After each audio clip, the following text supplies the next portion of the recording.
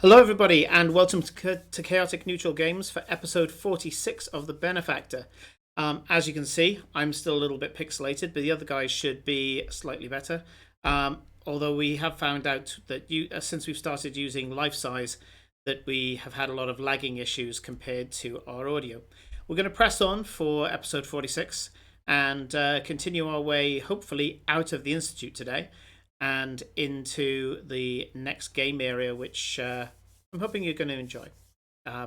One thing to put out there right from the start is a big thank you to Felicia, who plays Glory, for a lot of the art that you're going to see in this session, and for that matter, a lot of the content as well.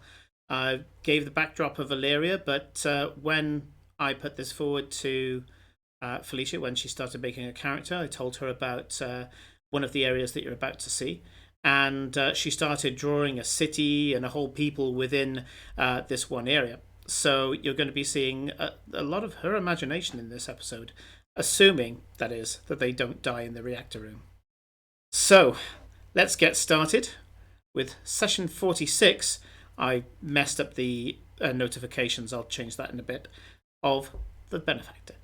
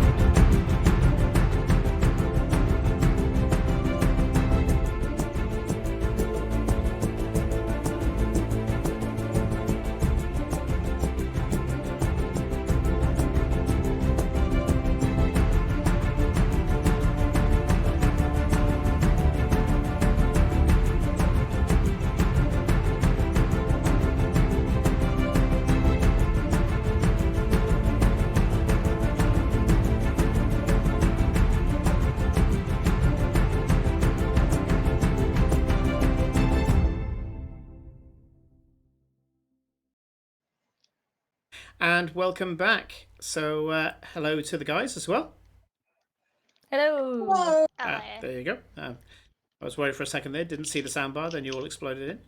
So, as I said in the intro, a lot of the art that we are going to be seeing in this episode is going to be the brainchild of Felicia, our player and artist. We benefit from a number of artists here, but one of them actually plays and is kind of obsessed with her character and her character's family. So I'm going to be shamelessly cribbing off many of her obsessive moments, and we're all going to be able to enjoy the art, and hopefully I'll do the characters justice as they come up. But before that, I'd like to talk about another little bit of art that Felicia did. And this week I was seen to be agog in the office just outside my lab as I was taking my tea break and watching a video for which I had no words. I still have no words. I'll let other people deal with the words. So with no further ado, this is the Benefactor characters, what do you call it, Magic Girl video? Yes, they're magical girls. Magical girl video. Okay, showing my age a bit here. Let's run the tape. I think it speaks for itself. How do you do so?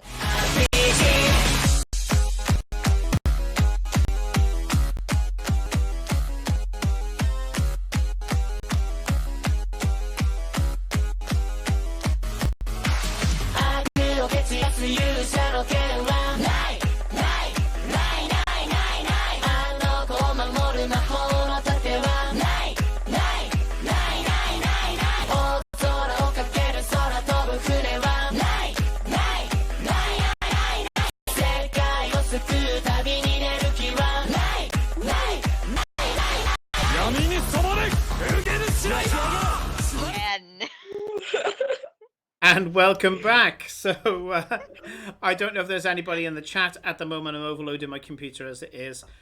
More about that later. But yep, I'm hoping that if you're seeing this out there on YouTube, Rattles, that you approve. So, where are we? Oh, yes, I know where we are. We are here. We are in the reactor room of the Institute, where you have successfully identified that the scientists, the administrators, and the security mages that were there were all demons, apart from the dwarf, apparently, who was as surprised as you were. You've finished off most of the people there using a lot of spell slots. How many are you all on? I've got 3 left. I have That's not- one of each slot. I have a few, and I still have enough sorcery points to get at least 1 back. Ooh. In that case, I haven't been pushing you hard enough. Okay. Yes, you have. Yeah, I have 4 slots total left. But, thankfully, all is nearly finished. You have... Let's see. You've got 1 beastie, 1 demon. That's here. And you have 1 that... Oh, apparently I'm moving him. Everything's sticky because my loaded. And then you've got the female mage that's here as well, that you also assume to be a demon. And then you've got this dwarf here who is very, very confused. Do you remember what it is that you're meant to be doing here? Blowing it up. Yes. Blow shit Yeah. up. Blow shit up. We're supposed to blow it up. We're supposed to use the 2 switches in the control room. We're supposed to pull the 2 levers with locks and turn the wheel. Good. In that case, you've got nothing to worry about. Let's see. 1, 2... Oh, sorry, I forgot the third one. So the third one, who I believe is hexed, is right next to Farewell as well. I've got him down as... Yes, here we go. Hexed. So, by Campaign Lab's reckoning, the next person to act is Felicia. Glory, what are you doing?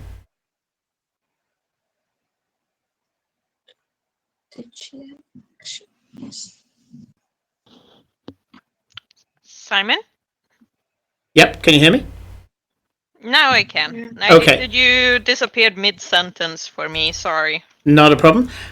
So, what are you doing? It's your initiative. Yeah, I wrote that it was my turn next. Okay, let me just survey the battlefield. So we have 1 lady over there. The dwarf is all the way over there, and that guy's over there. That guy's there. So, You got 3 demons and a dwarf.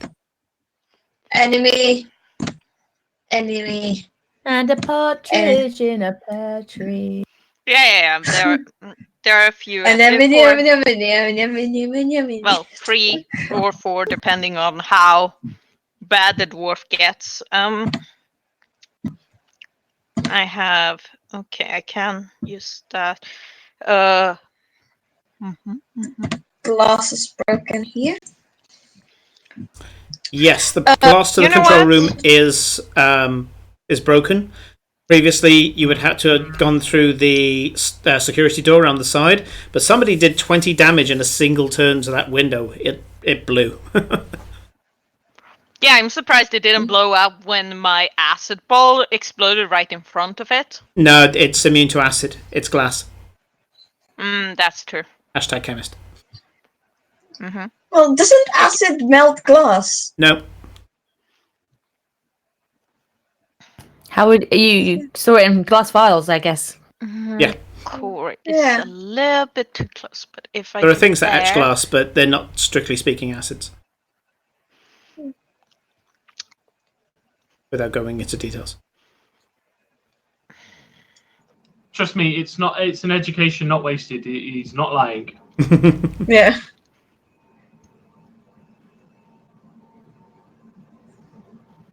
Oh, that can work. Don't melt the dwarf. He hasn't attacked us. No, melt the door. No witnesses, To be To be fair, Mistress. nobody's No attacked. witnesses. He's just on the like in the middle of the range, you know. I'm So sure he'll be fine. He'll Sure. be fine. I'm sure. Will he not be hit by it because it seems like he's in the square that's 25 feet away? Ah, fuck it. Felicia, do you? Do yourself. Yes. And so far he hasn't attacked us, but he hasn't done anything to prove he's on our side. And he just got hit by the tentacle thing. So, let's start this out with a bang. And by bang, I mean an acid ball at 4th level. Woo! Fucking hell. Let's get them dice going. Let's get them dice going indeed. You're rolling some dice. Oh, one of them hit the floor, but I'm still going to take it. What is it? Oh, okay. I get to use my new acid green dice. 1, 2, 3, 4, 5, 6, 7, 8, You're hitting 9. core. Okay. Are you doing So Constitution saving throws, Simon? Because it will hit all the enemies if I do it from there. Yeah, I think it hits Cora as well, doesn't it? Yeah. No? Yeah. Oh yeah, it does. You sure you want to cost it? Because I think your relationship core is like on Don't 60 points. worry. I'm on like 59 points. Just don't do 100 and something. Roll well on the Constitution saving throw. Oh wait, can I do it? No, then he is 25 away. Okay, if I do there, he's still 25, so I have to do it from one of those squares to hit that later. But if I hit it from there, then Cora is... Yeah, I can't make it 20 to that one without hitting Cora. And you're prone, so I probably shouldn't do that right there. Okay, Do you change of have- plans. Do you have the safety one, Felicia? The What? meta magic to... No. No, okay. She's got Why would I bother with that? I think she's got So you duplicate can and cast quicken. that. Yeah. Yeah, I got quickened and twinned. No, so you can cast your I'll acid hit ball the in close dwarf. quarters.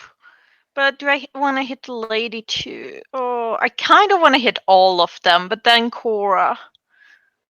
That's pretty mean, hitting Cora.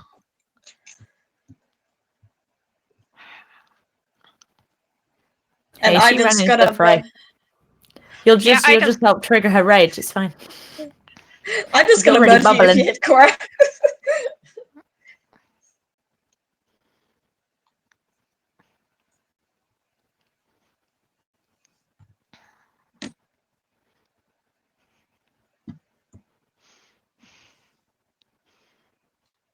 But I can't get those free. So, yeah, let's start with that. I can fix this. So, all the ones except the lady. Okay. Yeah, that'll do. Right. I've rolled for them already. We'll have to do... Okay, good. Did any one of them pass, or do I get to know that? The only one that failed was the one in the lab coat. Aww. Well, that's good, because you don't want to kill the dwarf. I want to kill everything. 10, 20, 30, 35. That's a low number. Sad. Okay. Oh wait, plus 35 plus 5, so 40. Good to know. So That's a low roll. Sadness. It's not very low.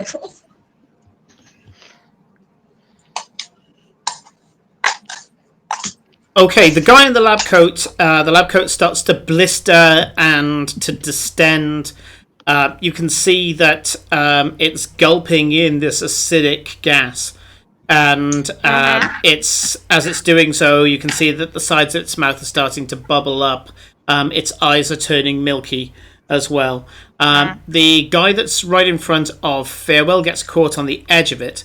And thankfully, it's a mixture of constitution and dexterity for him, where he just kind of presses towards Farewell, kind of going into close combat fighting.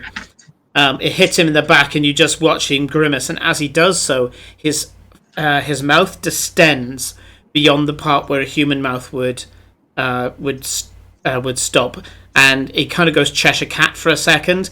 And he opens up, and his tongue kind of just lolls out, a little bit like venom, I guess.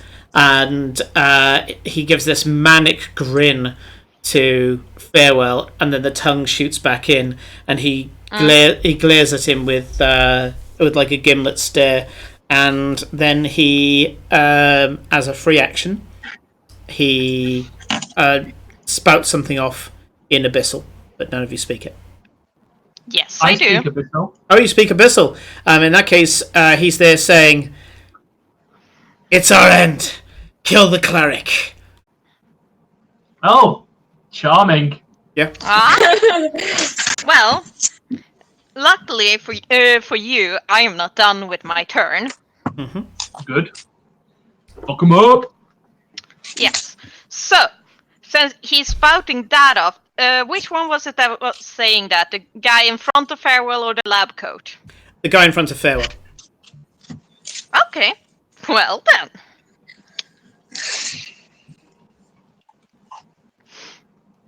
Ruin his shit. Ruin him.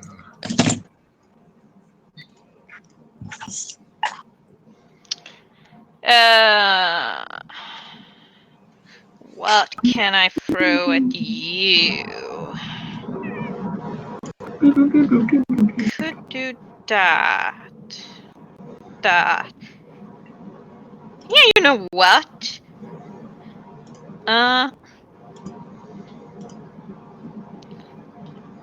I am going to cast a Scorching Ray using 2 sorcery points. Nice. For quicken. Okay. Quick and Scorching Ray. Yep. Just gonna pull up what I need for that one. So it's just a normal one. So 3 rays. I'm gonna roll for each.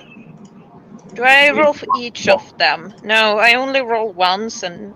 No, you roll for Yes, each you roll of them. for each. No, I roll for each of them. Yeah. Yeah. It's been a while since I used this spell. So let's start. First one on that guy, because he annoyed me, and does a 19 hit. It does. Then he takes 9 fire damage. Mm-hmm. And then I'm gonna hit him with the next one. Yep. Well, that's another 19, so... Yep, hits. Why am I rolling so low on these dice? Still hitting. That's a 10 fire damage. At least Yep. the D6s are on my side. Yep, good to know. Is he dead yet? No. In fact, the fire doesn't seem to have... It has some effect. You can see that it's burning him, but nowhere near the rate that you would want. Annoying. Well, at least the last one is a crit. Okay. Yeah, that's what we want. It's one of the things I I'm like gonna about need- Scorching Ray. More d20s being rolled means more chance of critting. It's also what Yes. my Goblin Wizard does because he hides at the end of each turn, which means as long as he's doing a thrown spell, he does it with advantage every turn. Which more often than not means he hits rather than crits, but higher chance of critting.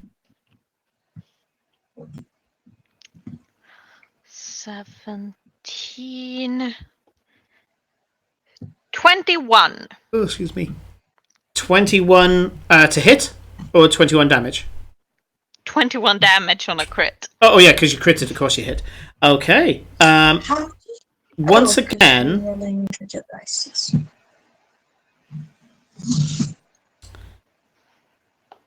there we go. Once again, you watch as this really, on the money ray of pure heat energy skitters across what you now know as his skin because his clothes are a skin. And you see that it blackens, it chars, but you're getting no reaction of pain from him. It's, you're doing damage, but it's superficial. It's annoying. Well, Yep. at least we've established that they're pretty good with fire damage, but unfortunately, I couldn't cast Ice Snipe because he's in melee with Airwell. Yeah. Oh well. If you're done, Yes. Corinne, I you're think up. that's me. Yay, stabby cat. Instead of tabby cat, it's a stabby cat.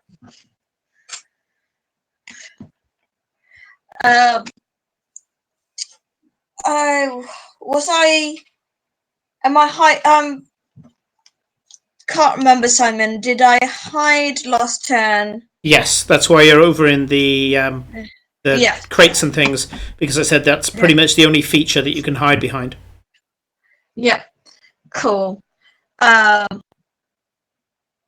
Then I shall make a attack with advantage on this dude. I think I might need to move. Wait. Have that one. So this dude. Yeah. Yeah. So if I move over here. Hello, Abernathy. We love you. So with a natural 19, I assume I hit. Yep, you do indeed. I wish I could crit on 19s. Get a couple of levels in fighter. Yeah.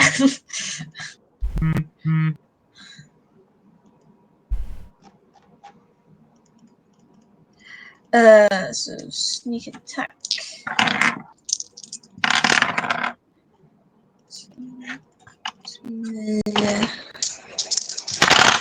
Ooh, 12-6. Yeah. Plus 12. Yeah. 28. Plus 6. Yeah. 27 points of damage. Magical. Okay. Which is he dead? Your lash knife goes out, manages to catch a decent piece of flesh and score along the length of it. This does open him up, and it's something that he is not as resistant to as fire, but you still haven't killed him. Okay. Then I want to use a proficiency point and get on his ass. Sure.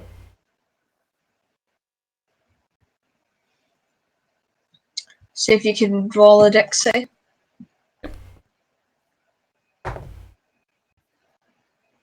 That is a 2. He's prone. Yes. He's prone. And I'm gonna kitty, run. Climb.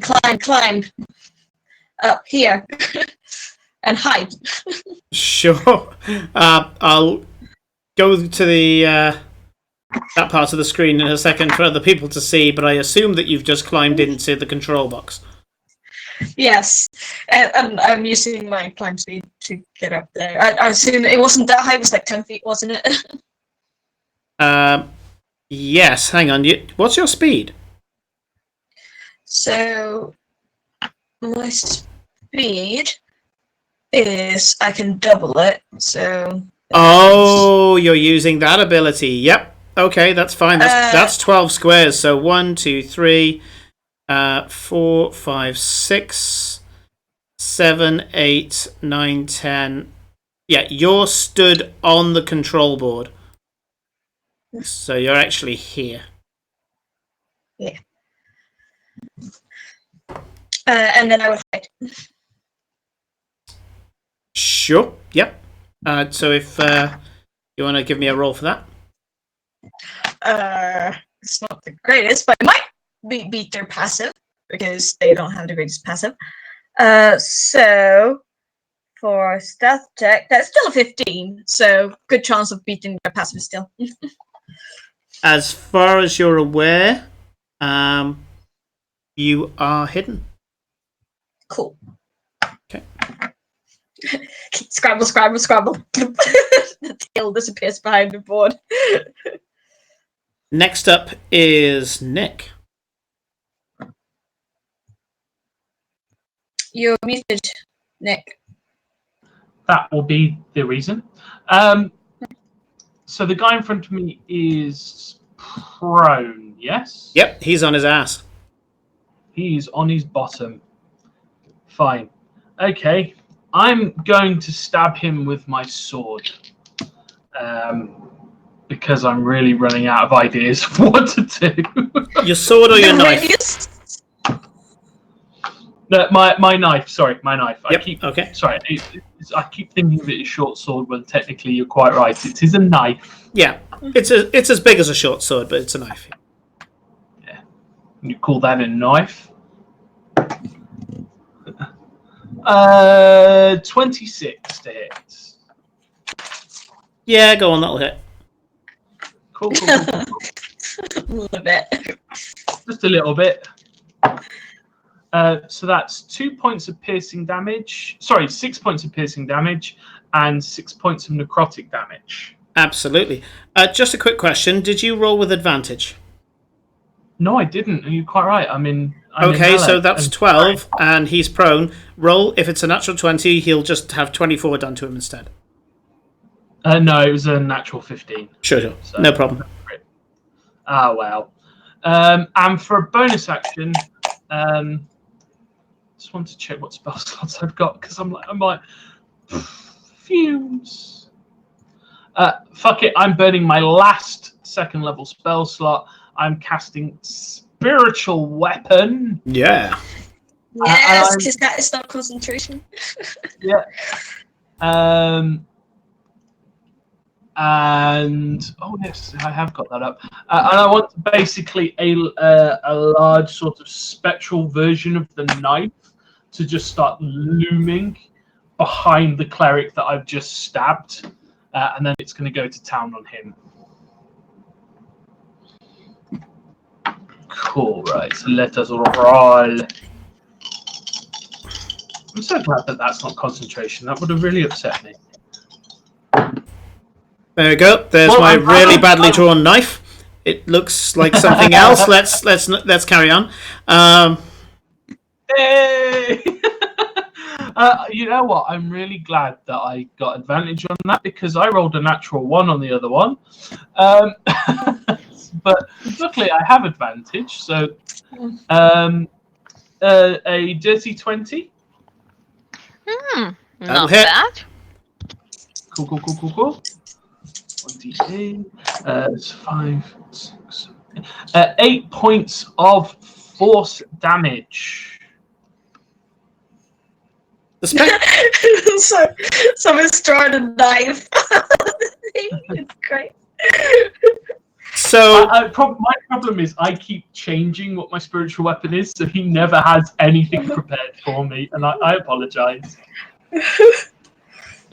But you can move drawings in Roll20. I noticed at one point, so it works. Yeah. So,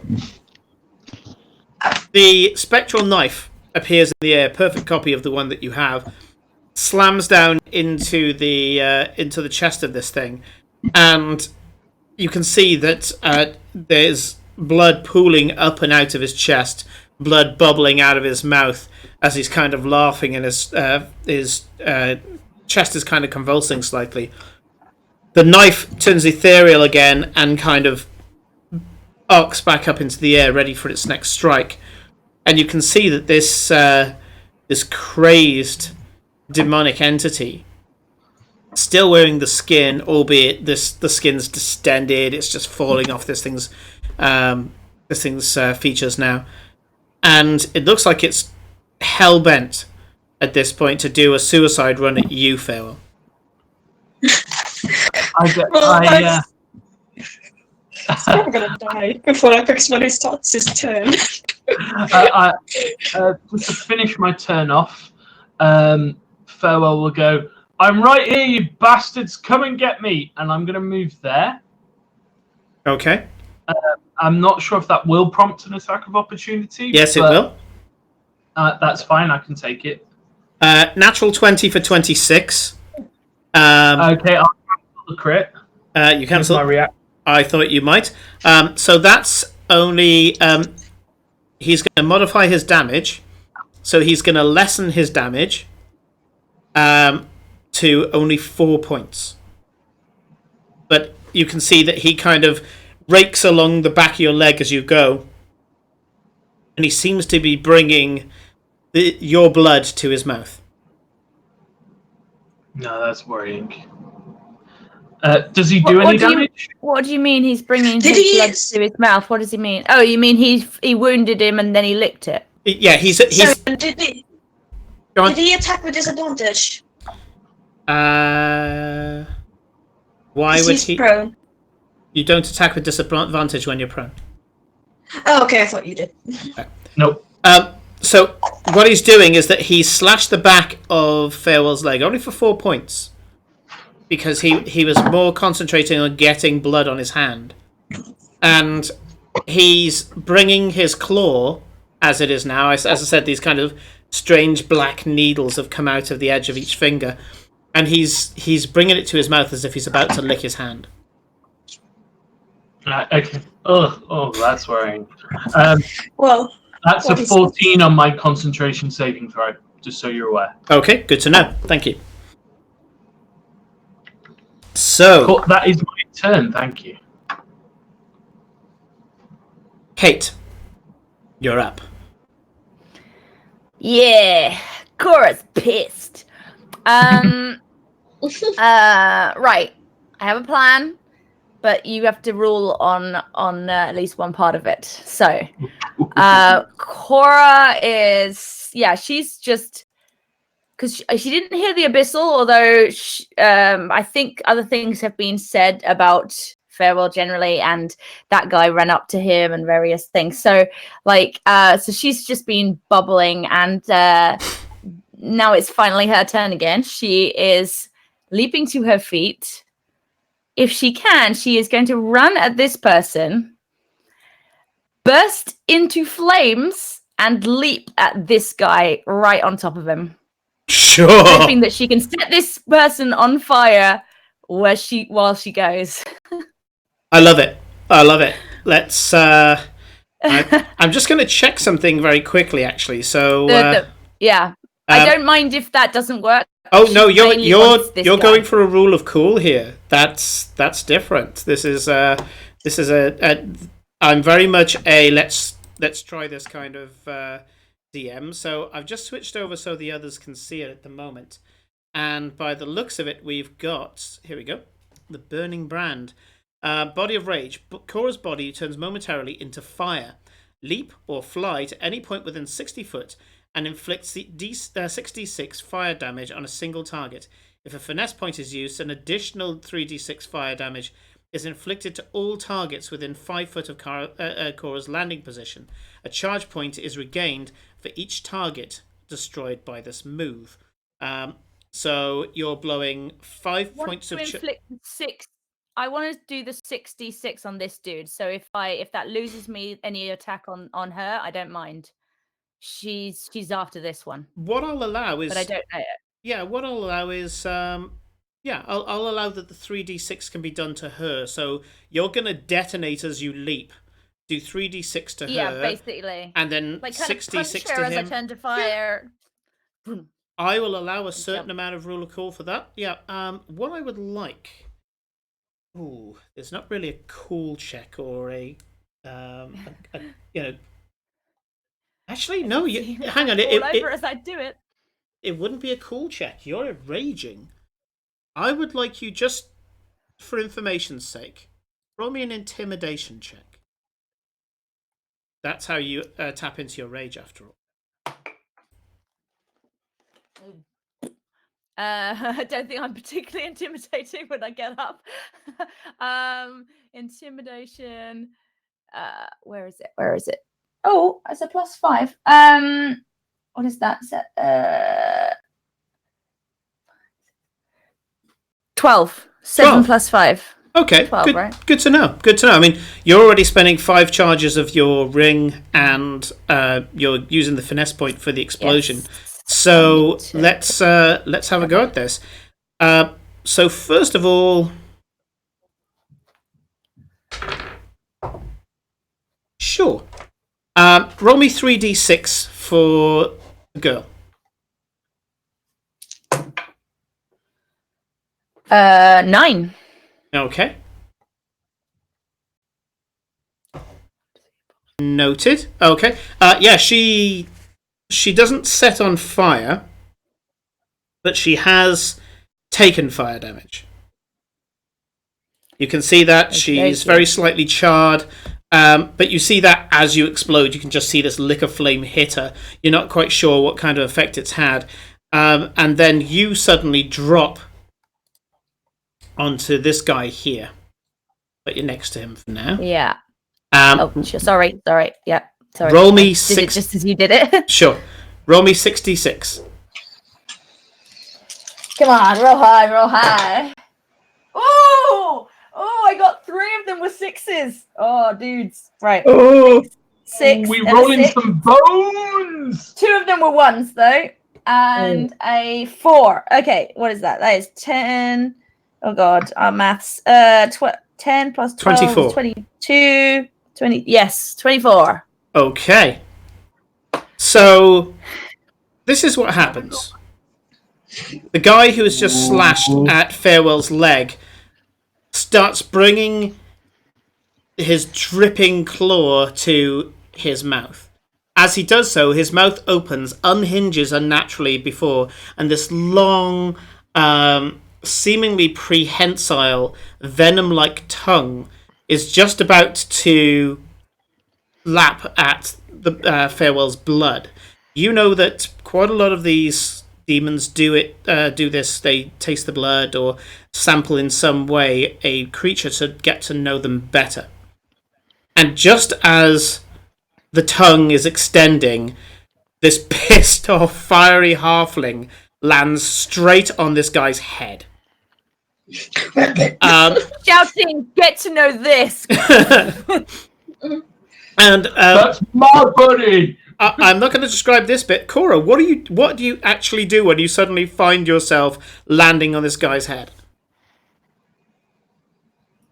Well, I'm my thinking was like in a non-sexual way, but I kind of straddle, not his head, but straddle his body so that I'm staring right at his head and just like almost Game of Thrones style, to stick my hands over his face to just try. I don't know how much damage I did in comparison to how much he has, but with a grace I just want to wipe this thing from the face of this planet. With a grace that you didn't expect yourself to have, you suddenly find your legs locking around his neck and your hands just not really aiming for like his eyes or anything. You just push your fingers into his skull. And at that point, with this kind of searing heat flowing through your body, more and more pissed off that you know that this guy's trying to find some way of doing something terrible to Farewell. You know that these guys are all about chaos and maddening and just completely deconstructing Farewell. Not even just killing him, but completely deconstructing him. And you just push and push and push. And you realise these things don't have skeletons in the traditional sense because you find your fingers going through this guy's head. This white-hot heat at the end of each fingertip. And the guy, he dead. Good. Epic. Yes. Man. Okay.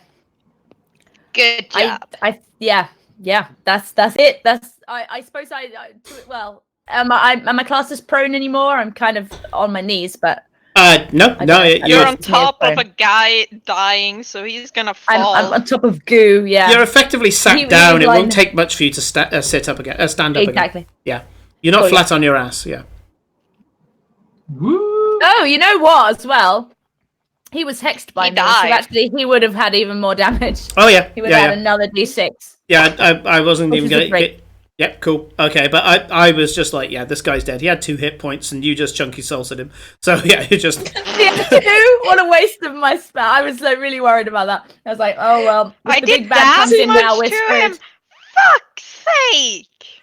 Well, no, it was Farewell, to be fair, and also I think he would have died in the beginning of his turn anyway when he had to save against the Chunky salsa, or whatever we called it.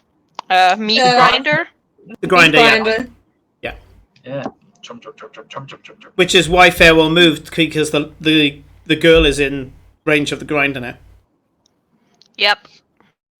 Okay. I don't need so to move to if kill that's everything, things. Kate, we're on to Rodrigo, piloted by Nick. Yeah. Hold on. I need to find my little movement tool. I need to also double check what's his movement. 30 feet. Cool. So we will just double check something very quickly. Fantastic.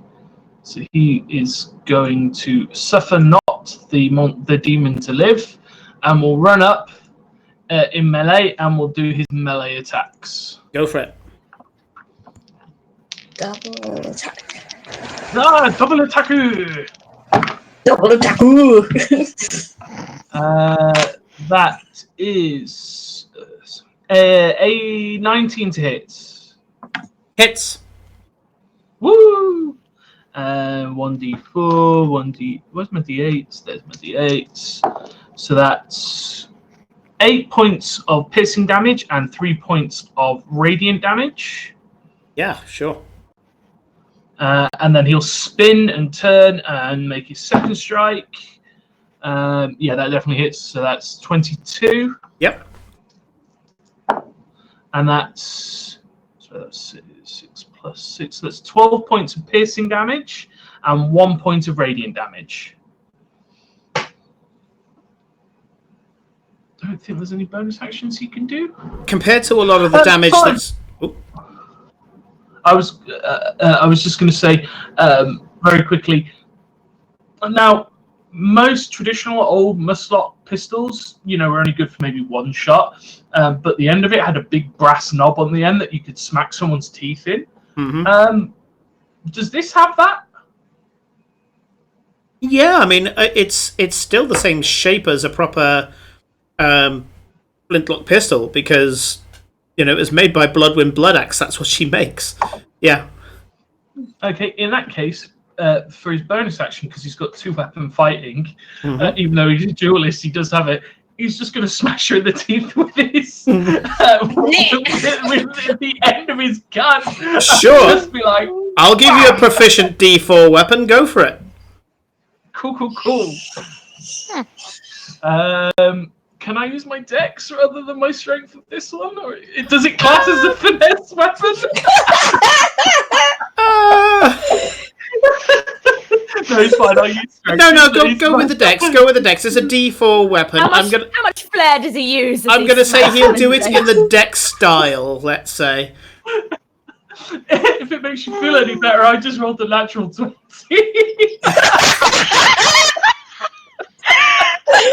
that case, it doesn't matter which way it would be. Oh, I thought So this you got guy at least had there's one no more modifier turn. on it, Eddie. Ah. There's no Yeah, he just modifier on it.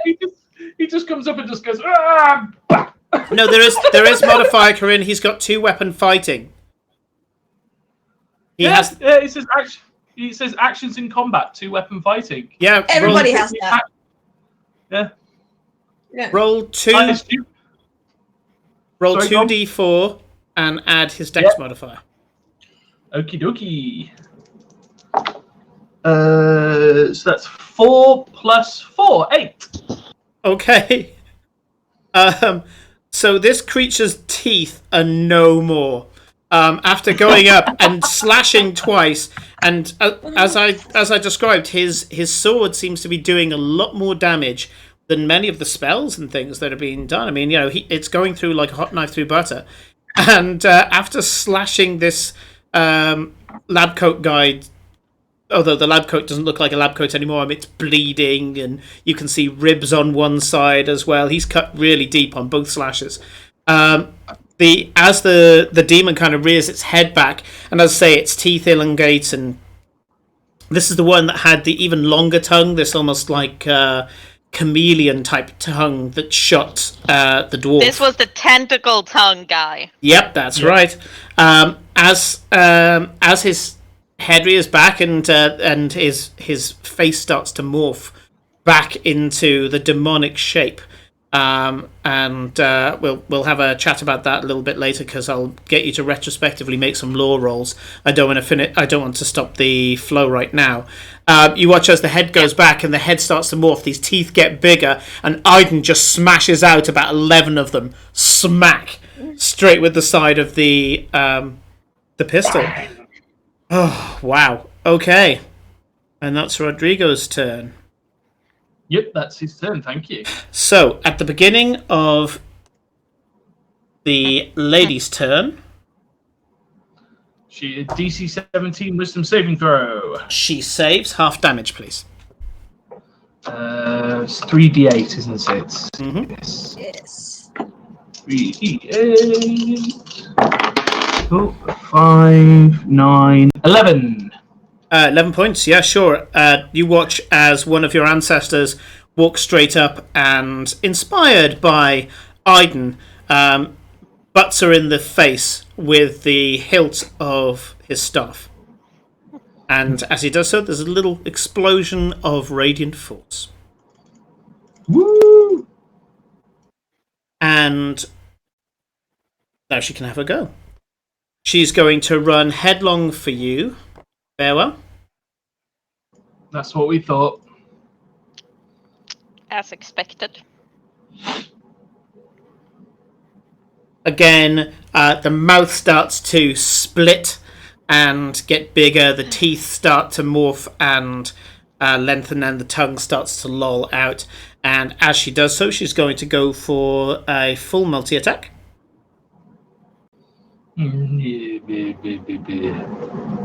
The first one skitters down your armor as she starts to realize what part of your clothing she can't get through.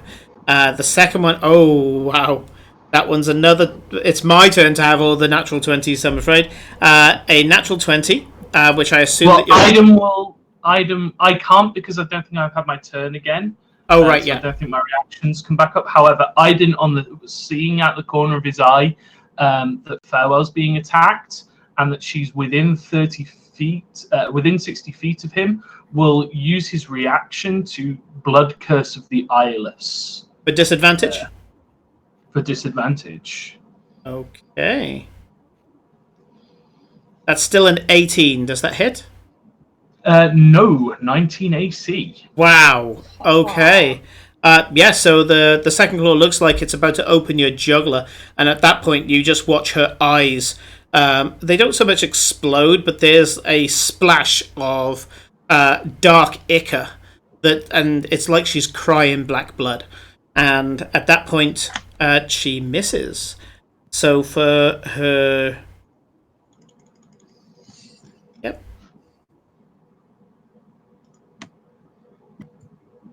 Okay. She looks at you and I'd like you to just because this is something that you can't figure out what she's doing. I'd like you to just make me a intelligence saving throw. Oh shit! Actually, no, I might not be too bad at these. I've got a. Don't say that. Oh, that's not a good roll. I told you not to say it. 9.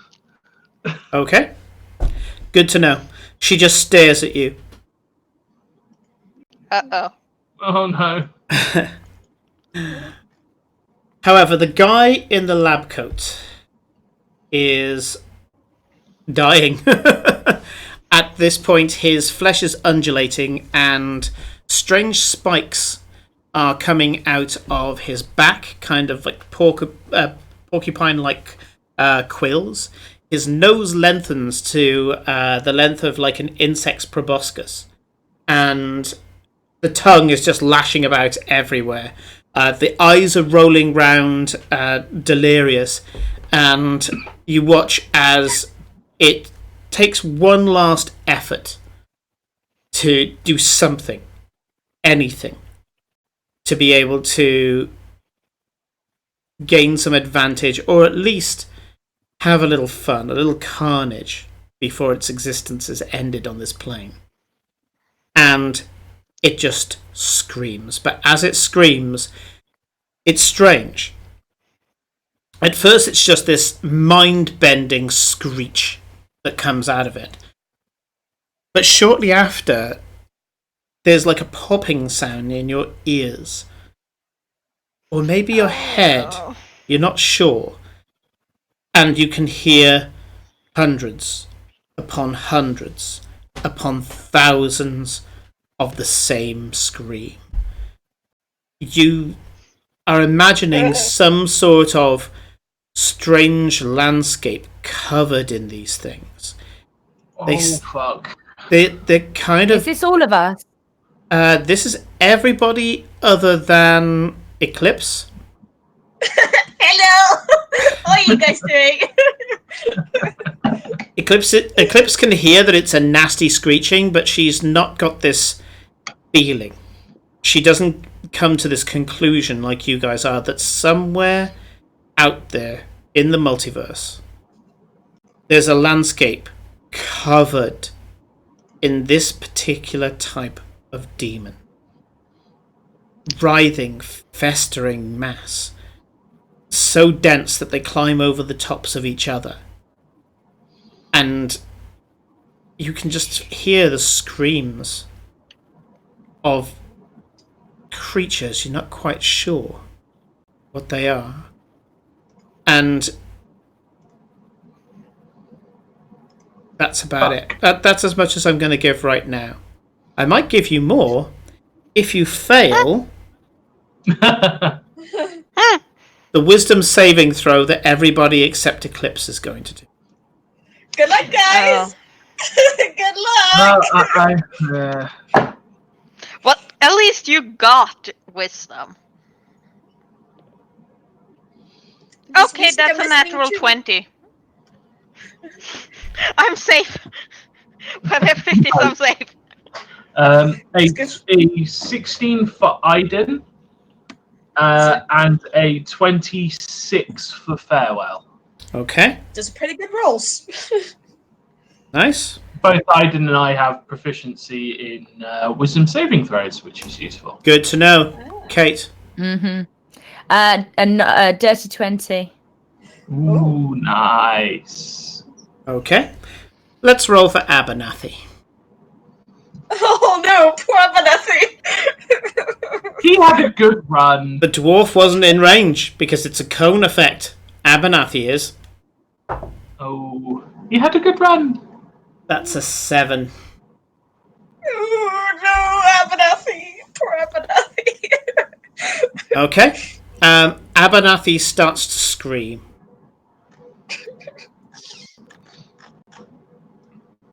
He loses all It's colour fine. in his face. We're just gonna take this poor brain damaged scientist to give it to Glory's aunt. It's fine.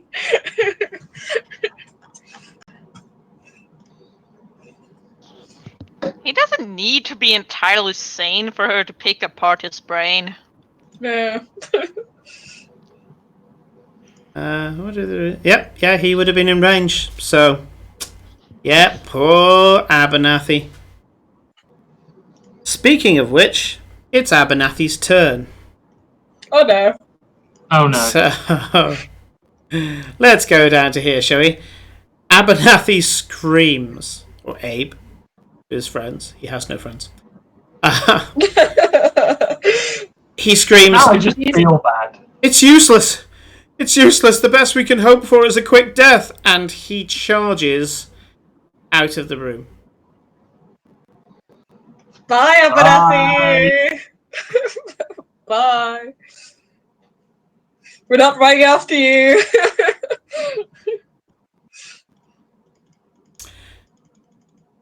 After that, it's Glory's. Ooh, come on, Felicia.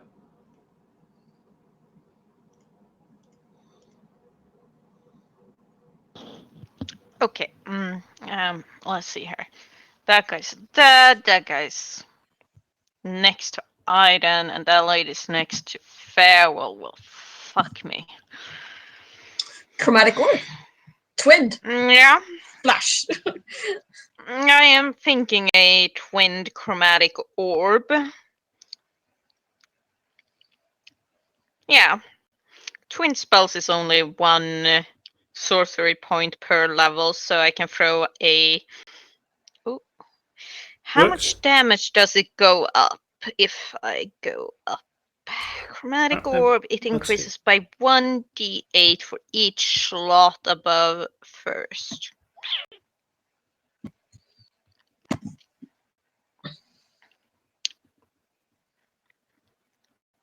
Yeah, that sounds like a good idea.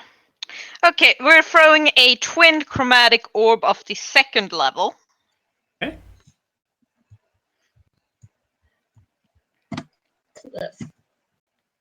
So that's 2 sorcery points to do that. Yep, Okay. I'm out of sorcery points, but I should do some damage. Okay. Roll to hit. First of all, course. we'll do the lab coat guy.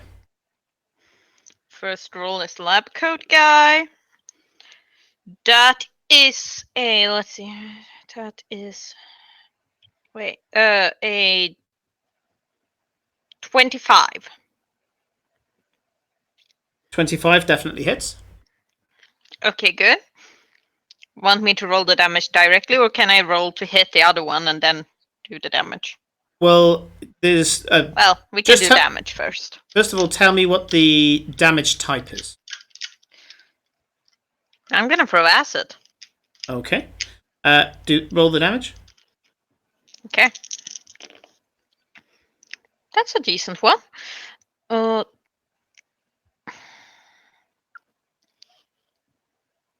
20 damage. Okay.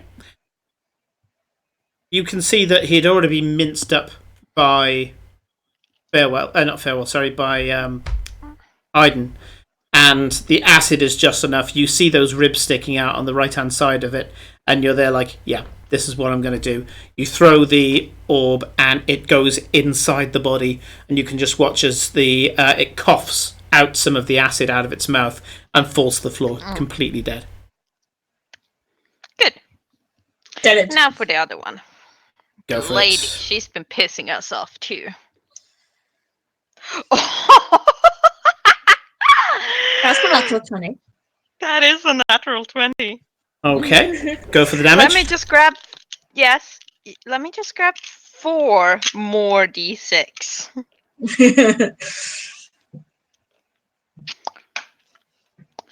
Ooh, that looks nasty before I even roll it.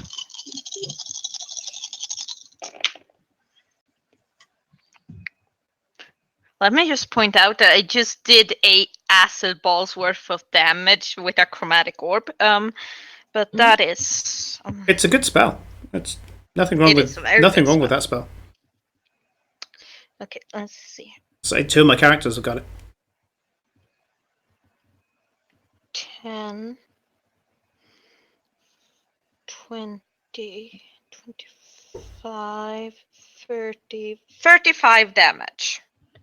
Okay, good to know. The critical is actually for the fact that she is looking gimlet-eyed at Farewell. And it's like she sees no one else. And you just monopolize on that and you BAM! Hit her with this acid. And as you do so, you notice that her skin, represented by her clothes, because her clothes are her skin, Yeah. starts to adapt. And you can see that it starts to take on a frosty type of ablation over the top of it. She's still alive. That damage should have killed her, but she's still alive. I don't like this lady. Why must they be resistant to my damage? Okay. Next up is Corinne. You are in the control room. There are 2 keys. Oh, keys. There are 2 large keys. They seem to be bright silver, and they are in the control panel currently. Cool. Well, first of all, what I'm gonna do is probably kill this lady. Yes, I can reach her from here with my knife. Yeah, so Because trigonometry you doesn't stand exist. on. Yep, yeah, exactly. So yeah, you stand on the ledge and you can lash out at her. With advantage. Natural 17 plus Yep, hits. 9. Yeah. And you were actually hidden from this one. You weren't hidden from the lab coat guy because he had a natural perception of 16. He was a seeker. But this one, yeah, hers was 11. Okay, so that is 8 plus 5. This is not a great amount of damage, but I don't think she's very. That's lots of. 8 plus 5 is 13 plus 6. 19 points of damage on her. Yeah, sure. So yeah, you open up Is she her. dead? No, you open up her back, and you're rewarded with a gush of strange, dark lilac. It's like a lilac grey blood that gushes from her back. She cries out, but is just fixated on Farewell. Does she look really ropey? You opened up her back and a huge amount of blood gushed out. She's heavily injured. Okay. I throw a dagger at her. Okay, so just a D4 dagger throw. Roll. Dagger. Without advantage, remember? Yes.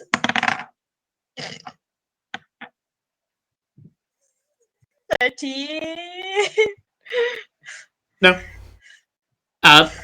And I'm trying to remember.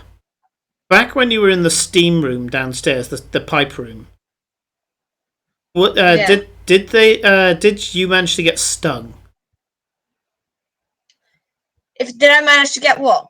Did the Inquisitor sting you? Yes. Okay. Good to know. She the knife goes wide. And yeah, you've opened up her back. She seems terrible. Terrible. Okay. But so this guy's dead, by the way. The one you haven't done anything to him. But Oh yes, I haven't done anything to Mr. Labcoat, have I? Here you go, Mr. Labcoat. You can have a dead sign. The only living things that aren't us is that lady and the dwarf. That's right.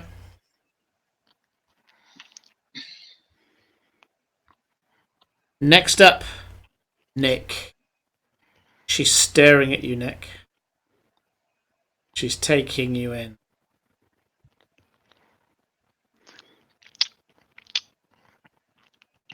Oh, I've got to stop saying what I'm doing when I'm bloody muted. I'm like, why is no one doing what I've asked? It's 'cause you can't. Farewell just sort of stares back at her, and he just takes the edge of the knife and just taps it against his holy symbol, and I'll use Toll the Dead. Okay. Aw. I grab the dice.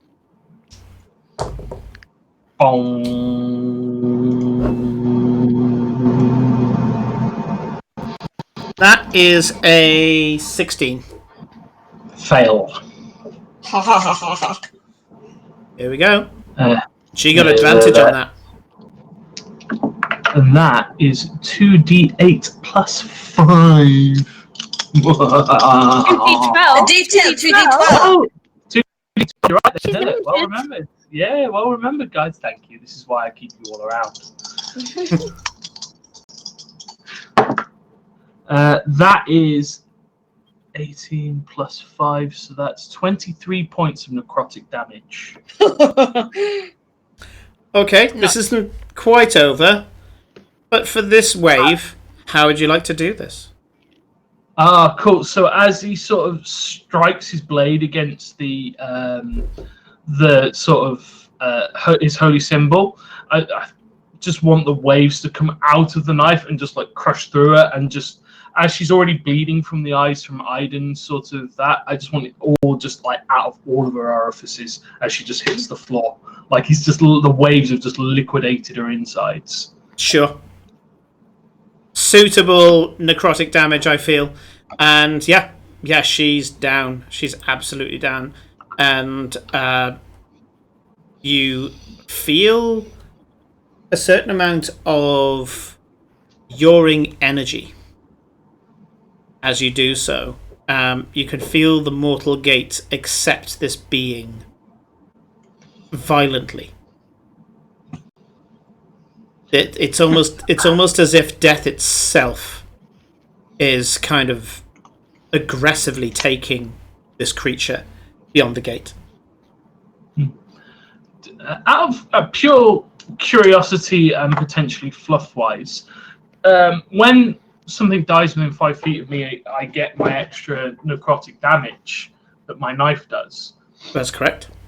Does it feel different with these than it does the others?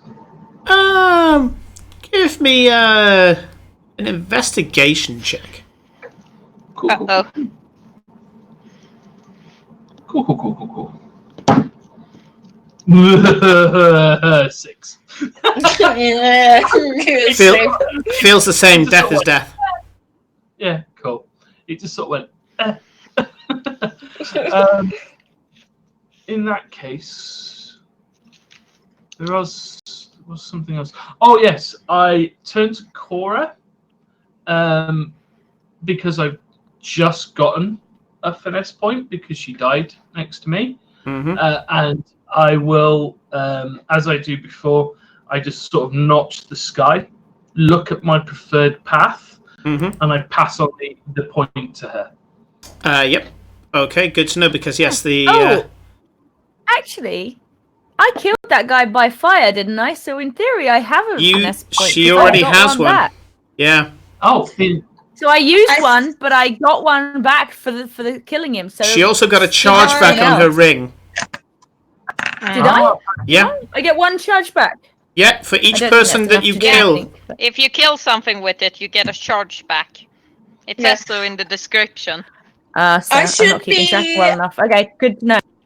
I should be out one because I used one in the beginning of this combat and That's I right, haven't yeah. done anything Yep, I've just And I have done taken it. yours off. to regain one.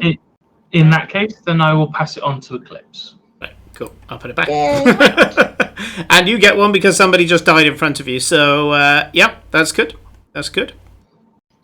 Well, mine's technically, something died from a spell I didn't cast, so I already have mine back. Yes. Oh, hang on. Did they? Yes, it lot of was a things spell. have died of spells that I haven't cast, even though yeah. I killed most of them. Well, as I said before, I've asked you guys to keep track of that. If you don't declare that you're taking the point, then yeah, I'm not gonna. I've got enough stuff to deal with here. that is very okay. fair. So you have taken out all the demons. The next thing that you hear is the dwarf goes, "What in the god's name is?" And then there's this scream, this blood-curdling scream that turns into a gurgle down the corridor, and you can hear bestial sounds coming from that direction. Make it explode! Eclipse, make it explode! Oh, okay. So, the keys, are they for the switches, Simon, or are they for or do they not matter? Gave you the instructions. Unfortunately, the guy who gave you the instructions. 2 keys. Yeah. 2 keys, so 2 people need to be up there. I will 2 switches in the control room, 20 feet apart, 2 levers, 25 feet apart, These and 2 a big large levers. valve. Simon, remembering what Abernathy told me, that one of them is enchanted, I will run up there to help Eclipse. Sure. I will pass on that that they are both enchanted. We've just lost one way to do it, but wasn't that the levers that are enchanted, not the switches? The levers. So- It's the levers that are enchanted. Yeah. okay. So they're both Also, enchanted. as soon as we click all of this, you guys need to get down because I looked up the teleport spell and I need to be able to see you all. That's fine. Well, we can do that. You can see us from here, I think. We can jump. We don't have to hold hands or anything. We just see. Okay. Can I see the? I'm trying to look at the map and see where this winch. You said Babe, the range is 10 feet. You need to jump down here. Okay. We will, Say that instead of that you need to see us, because you can see us. Right. So your question, Cora? so that I can see these 2 levers, right? And they're obviously doing the key thing. Am I now standing where the thing is, or is it this thing, or You're standing in the right place. Oh, I am. Okay. Yeah. It's that strange. It's a strength-based thing, though. It is a strength-based thing. Yeah. I'll be down in a moment. Yeah. So me and I'll turn the switches in the control room. Looking for traps first, Simon. Investigation check. Natural 19, which goes to a 27. Okay. No traps. Okay, I turn the switches. Okay. You try to. I will. Go. Sorry, Simon. You try to do the first switch, Eclipse, and you realise that you need to turn them at the same time. It doesn't move. It doesn't budge. Okay, I'll tell Farewell to help me and do the other one at the same time, so we can. Or I could I use my mage hand. I use my mage hand and turn them both at the same time. Sure. No, I like that. Okay. There's a sudden woo woo woo woo woo, and you can those of you who are close enough, Glory, you can hear a ping. You're next to a switch. There's a ping sound on the switch. Surely we need to do this all at the same time. They said it didn't matter. Yes, I'd assume that Aiden goes to the other switch next to the dwarf, because he hasn't moved. Yeah, sure. As he goes up to the dwarf... sorry, go on, Kate. Sorry, no, you do the thing, Okay, as Aiden goes up to the dwarf goes, "What are we doing?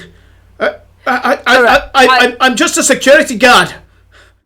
I was about to shout at the dwarf as to give him something to do, which was head to the door, stop anything coming in, and you might just get out of this alive.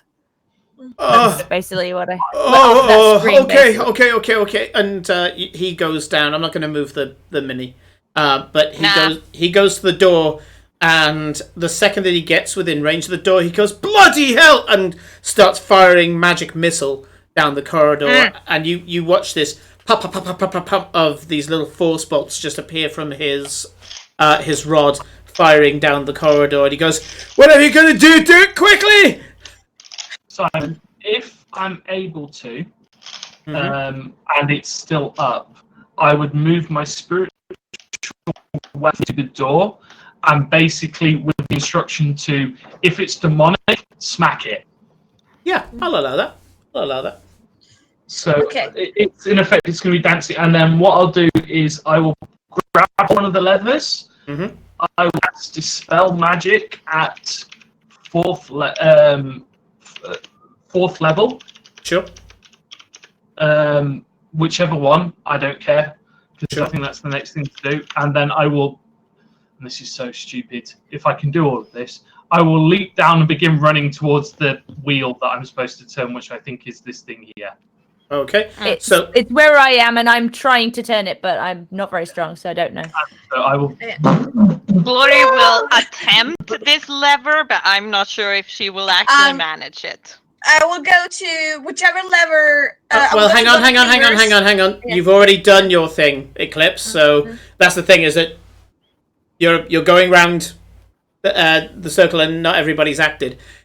So Eclipse did the 2 keys. Switches. The 2 keys in the control room. Effectively, they're switches, but they're little keys. Then Eclipse, Farewell, realizing that he wasn't needed up here, jumped back down, cast a spell magic on the one nearest Glory, and I'll tell you, as you cast it, you realize there's nothing on there anymore. There's no arcane lock anymore. Apparently, that's what the keys were for.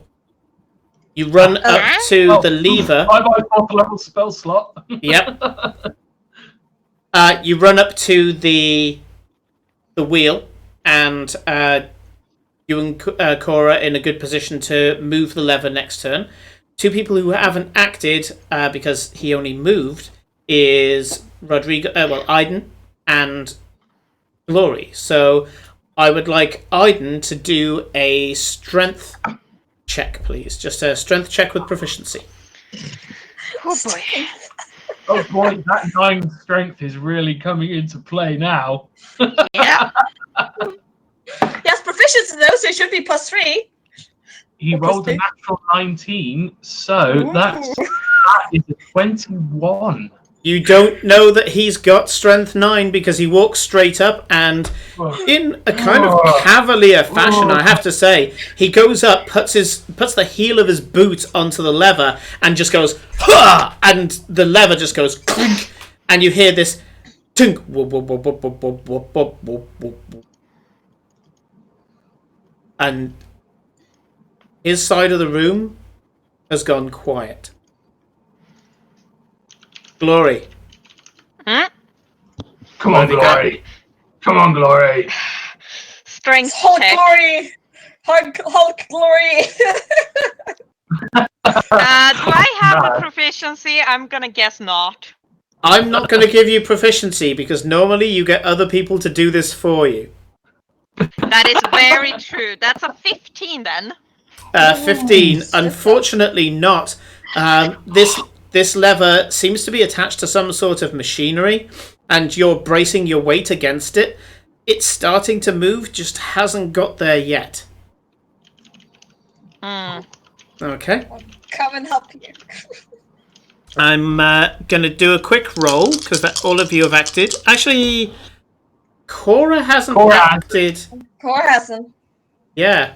So, Cora, would you like to have a pop at the wheel? Farewell hasn't quite got his hands on there yet, but hey. Yeah, I think I would have been trying to do that while he was up there anyway, so I'm going to definitely give it a go. See if I can loosen it for him. I will give you proficiency. Yeah, I'll give you proficiency based on your background. You have a hard-working background, so I'll allow you to have So- proficiency in wheel turning. All right. Ooh. Background. Right. So this is a strength check, right? Mm-hmm. But I can add the 2. No, proficiency is Plus- 3. I actually rolled an 18, so 21. She's Oh, still got some of that rage energy, so she's like, She's a monster. okay. So, Farewell, as you're running up to kind of do this wheel, you watch as Cora just spits on her hands and with a look of... And she's got some soot on her face and stuff from when she turned into fire and back again. Mostly because the soot wasn't from the fire because she became the fire. It was mostly from getting off the guy that she had basically char-grilled. And she kind of spits on her hands to get rid of some of this crap. And then just grabs hold of this wheel and with this grunt, this kind of aggressive grunt, goes and turns the wheel a full, well, it's just past quarter turn. And you can feel, Cora, I mean, you nearly lost your footing and you had to brace yourself against a nearby pipe to be able to do this. But there's this sudden whooshing. And it doesn't sound like water or even air for that matter. It's fast. It feels fast. And it's going through whatever the hell you've just played with. And as you're doing that, there's this clunking noise of the big lid in front of you. And you can see that it's kind of engaging, it's trying to rise, but there seems to be something in its way. One hatch. One lever. Yep. Poor Farewell, he's probably like blowing wind right now. He's just, all he's done is run upstairs, jump out windows.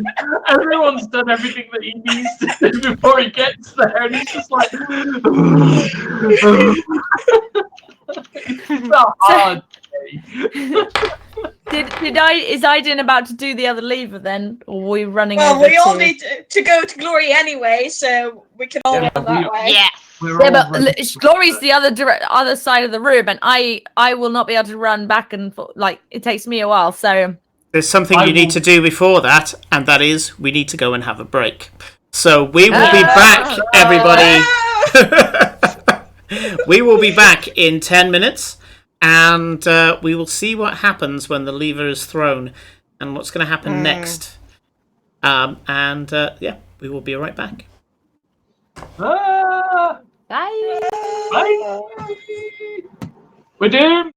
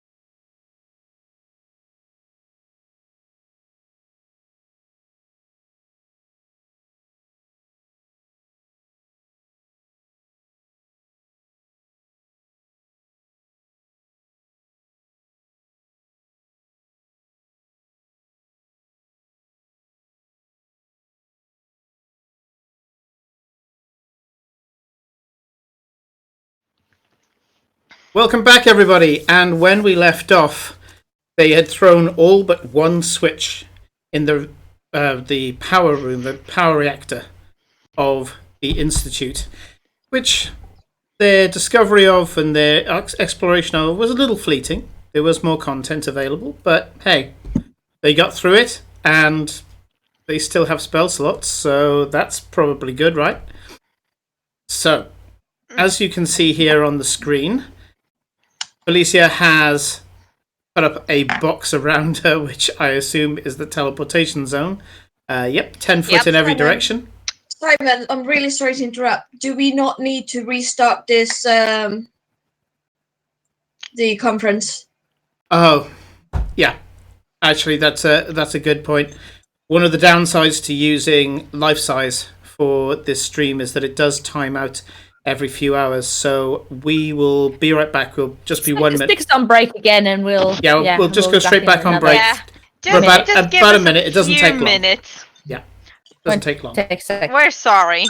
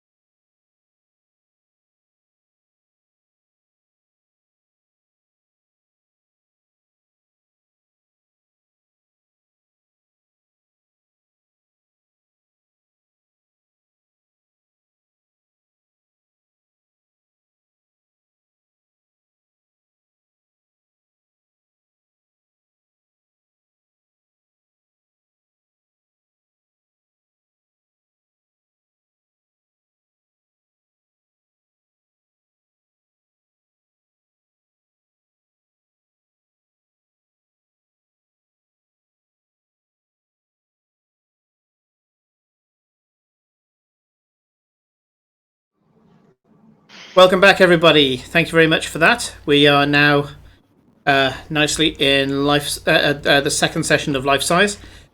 A little bit more of that before we finish today. So, the only thing left to do is to flick the final switch. The large chamber door set in the floor in the middle of this chamber is the reactor itself, and it is the top of the reactor. Since turning the wheel that Cora turned, this thing is straining as if it's trying to open. You can see that a strange form of wispy spectral light is just coming out of the edges, where the black and white borders are there.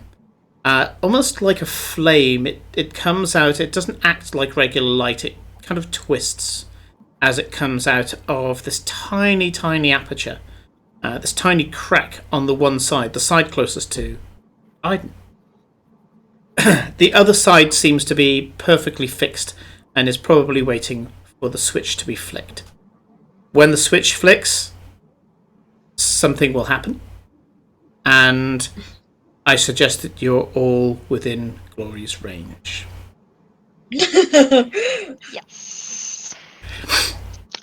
You can hear that the dwarf, who, if you remember, is not there. Actually, probably best if I do move him. The dwarf is down by the door. And so he's actually quite a bit closer to Glory than he would have been. Yep. Top of the initiative is Glory herself, and she's right next to the lever. Would you like to try for another push at the lever, or did you want to ready an action? Which I think was one of your plans. Yes, I will ready the action to cast the teleport as soon as everyone is within range. Absolutely. You've got the scroll out, you're ready. Mm-hmm. And then I will yell to the dwarf, as soon as this thing is flicked, we're all gonna die, so get over here if you wanna live. Come with me if you want to live.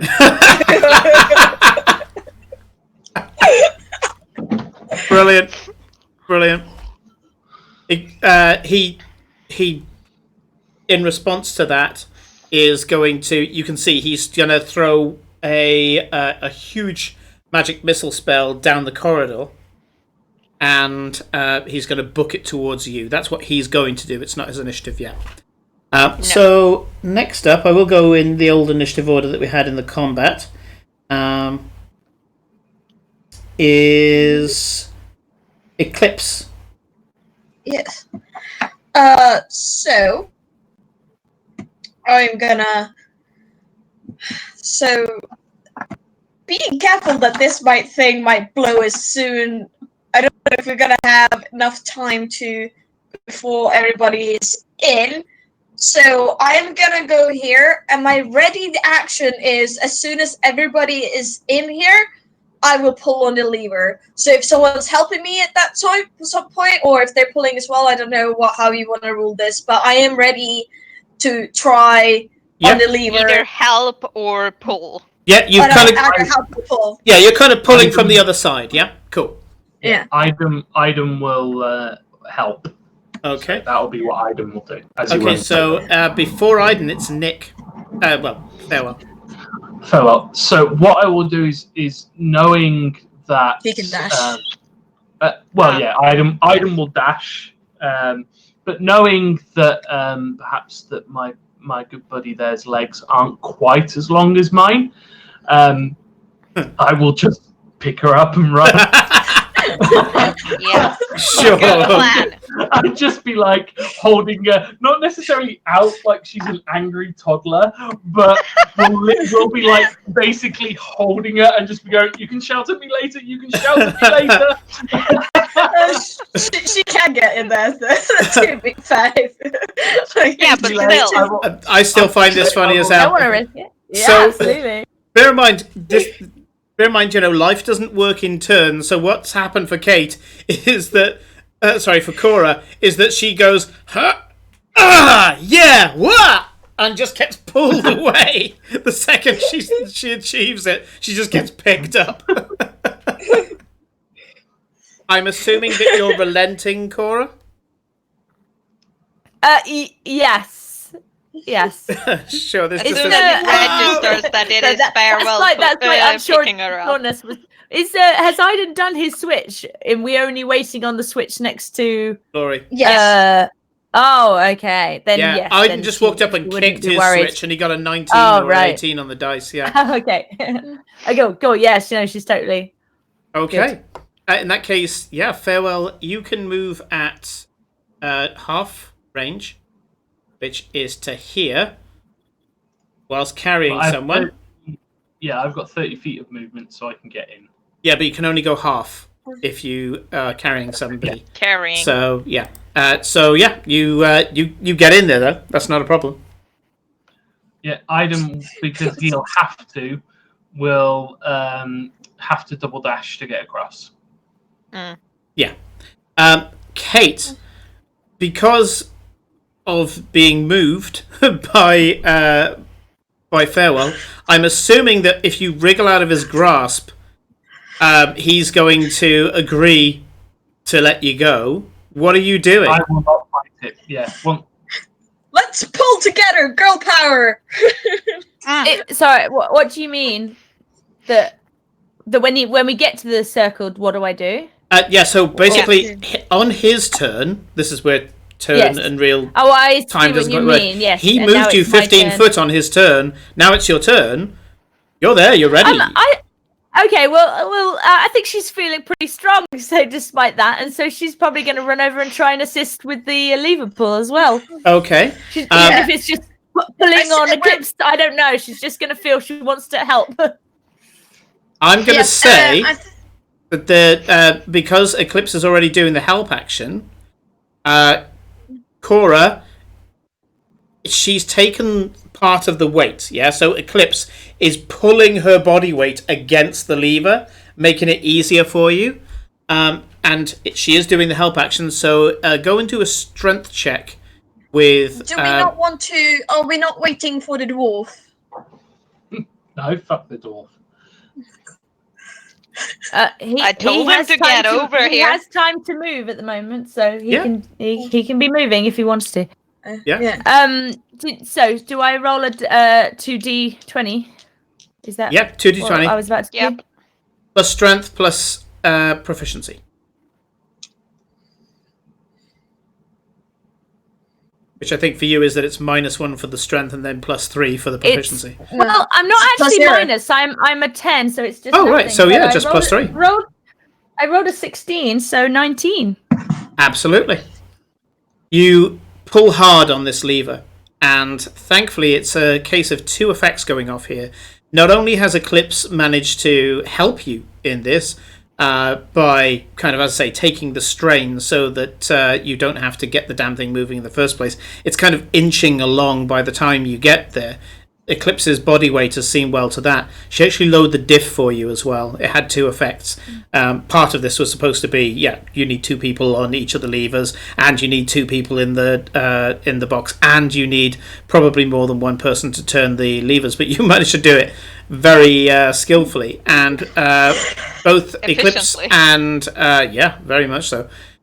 Both Eclipse and Cora wrestle this thing across as this dwarf basically blows all of the charges in his rod of magic missiles down the corridor and books it towards the zone. So he is there, and I would like everybody now to roll initiative for me.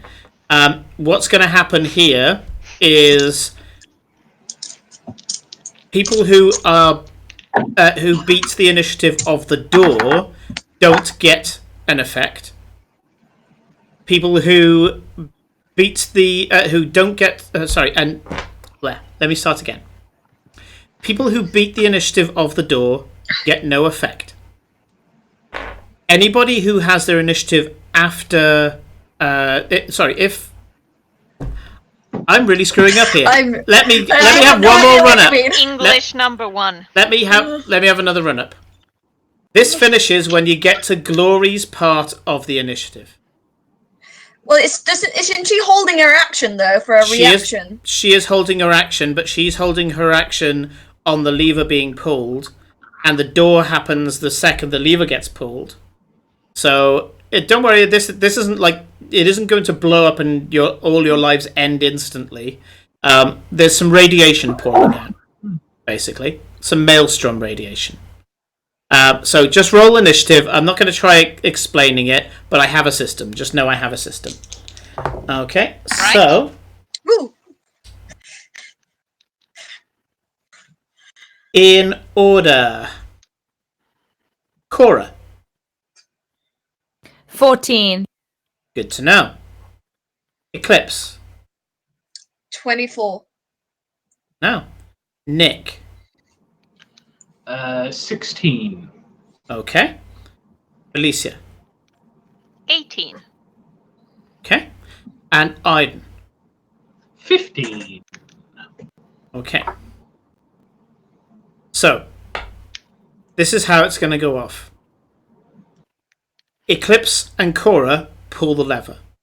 The door cracks, and strange wisping tendrils of light, kind of a bit like smoke, a bit like flame, kind of a weird mixture of the two, but made of this bright white light. And inside the bright white light, you can actually see, like looking at through a prism, little flecks of colour within this very strange and very pure energy. Okay? Pure not necessarily meaning good, just meaning pure. These tongues of energy lash out in every direction. Eclipse notices that there's one coming for her straight away and hits the deck. Felicia, what was your 18. 18? So let's do this. I would like Cora to start with to roll me a D100. Oh no! Well, that's what happens with wild magic. Yes, I'm hoping Simon doesn't kill us because you are capable of killing people with wild magic. Yes. So that's 65. 65. flumps. Is that flumps? Right, so up to 3 creatures that you choose within 30 foot of you take 4d10 lightning damage. I'm not going to... I'm not going... It says up to 3 creatures. So you feel as this tongue of energy hits you that you suddenly possess the power to throw lightning like a god. And seeing as seeing that you know that the threat's coming down the corridor, you just stretch your hand out at the corridor and blast this huge lightning blast to the point where it almost blinds you. It's so huge. And you fire it down the corridor, and there's this scream as you hit a creature. Do roll 4d10 for me. She's become Lady Thor. Yes. We should all be afraid. Wonder if that means she gets the badass hammer as well. I'd hope so. That is an 18. 18, sure. Yeah, you've definitely fried something down the corridor. You have no idea what it is, because they're just about to get to the door, but you've just blasted the fuck out of something. You have no idea what it is, but it's fucking hurting. Next up is Nick. Roll for me, mate. Oh, yeah, D100. Hold on. Where's my things gone? Flumps, flumps, flumps, flumps, flumps. No! I need more dice. I need All more flumps dice. will die! Flumps. 21. 21. Okay, sure. You found yourself as the power hits you. You find yourself strangely empowered. If you were still in combat, you would have creatures would have had disadvantage on saving throws against the next spell that you cast. Yeah, that's particularly nasty if you just throw a fireball spell out. So that's you, and then finally, as the words leave. Oh, sorry. What was Aiden's check again? 15. Oh, 15. Roll for Aiden, please.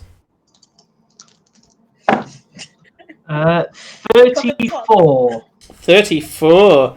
Yeah. Similarly, a tongue of energy hits him, and you can see that his hand is crackling. There's an energy going through his veins, and he looks at it. The next damage the next spell that he would cast does maximum damage. Oof. And okay.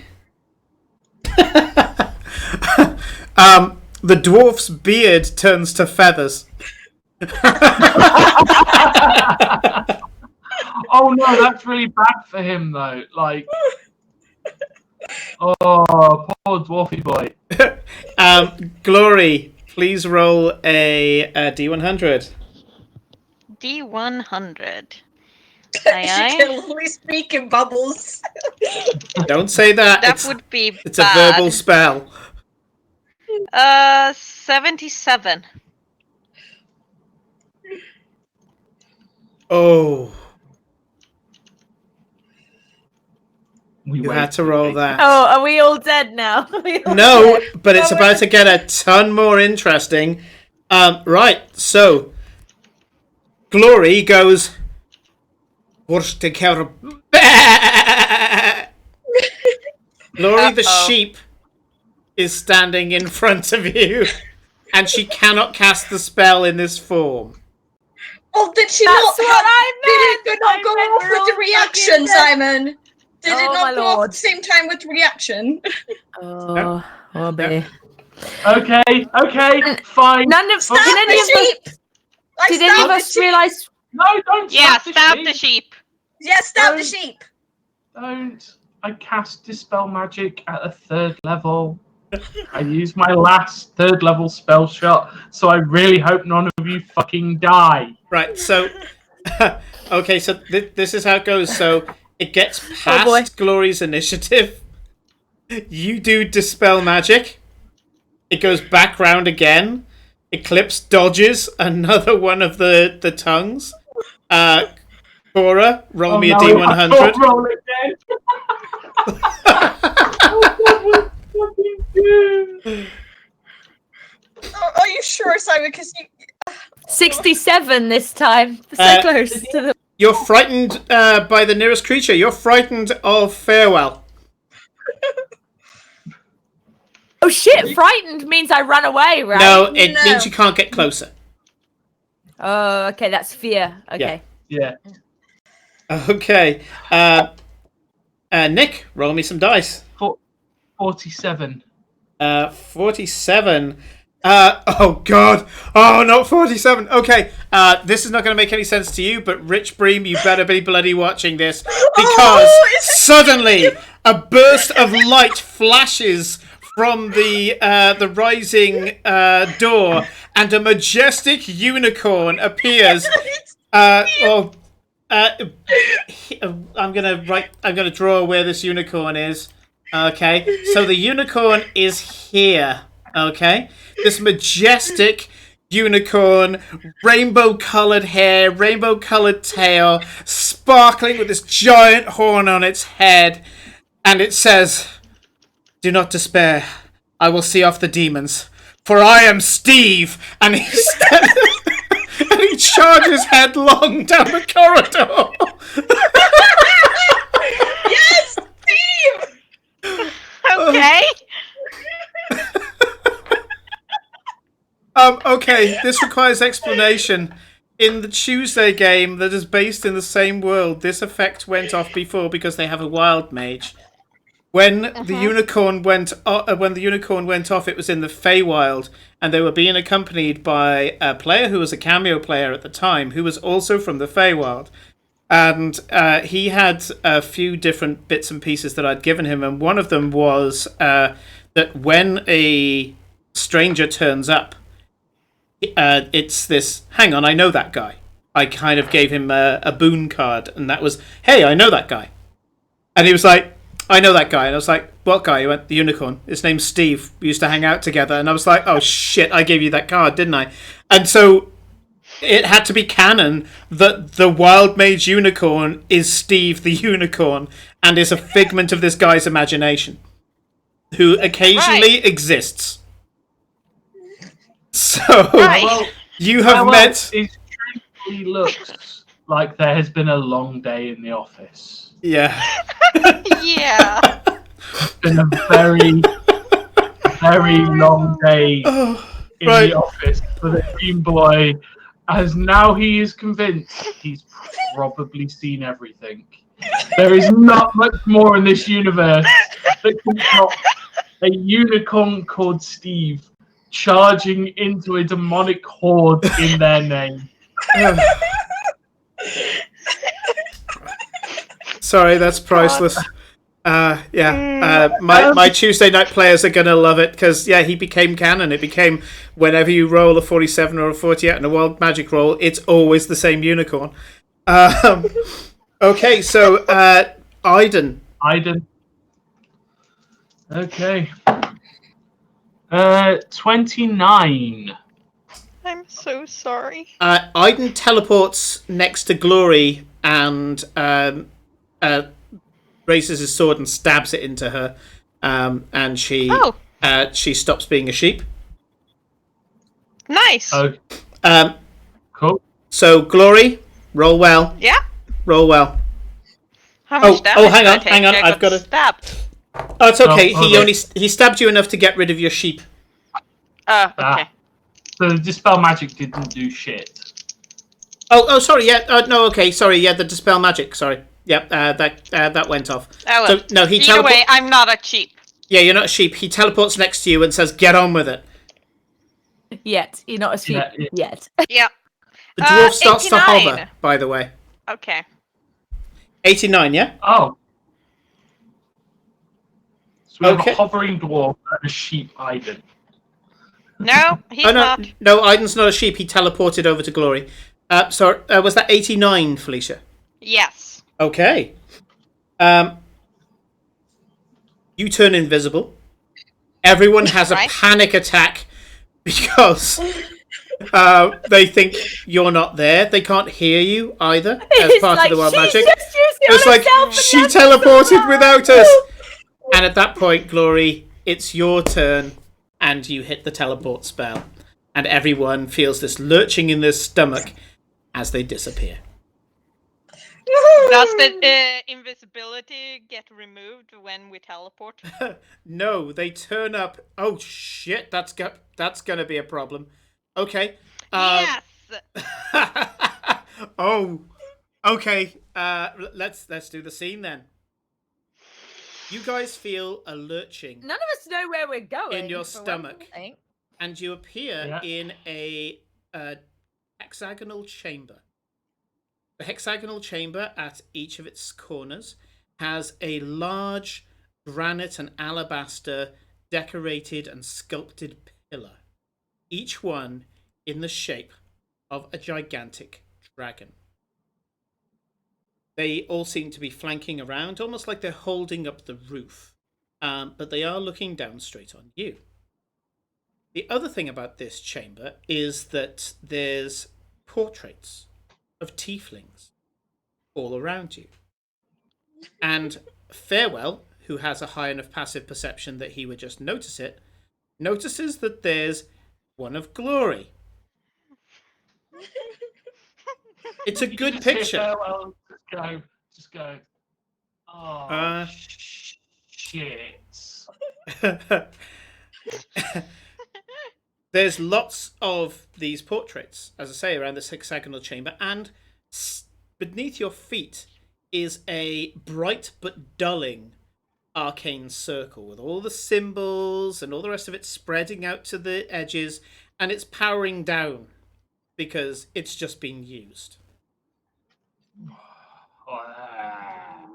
Oh god, that makes me feel so sick. You are currently flanked by 12 men.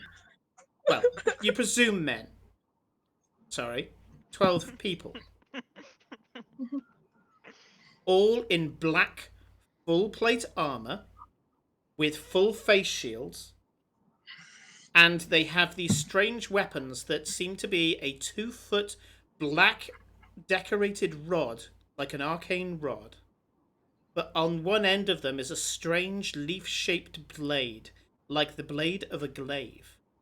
We'll call it a short glaive for now. Strangely, as you've turned up, instead of bringing the blades to bear, they've turned them back to front and are pointing them at you. And one of them, who's got silver edging on his helmet, goes, "Halt! Who goes there?"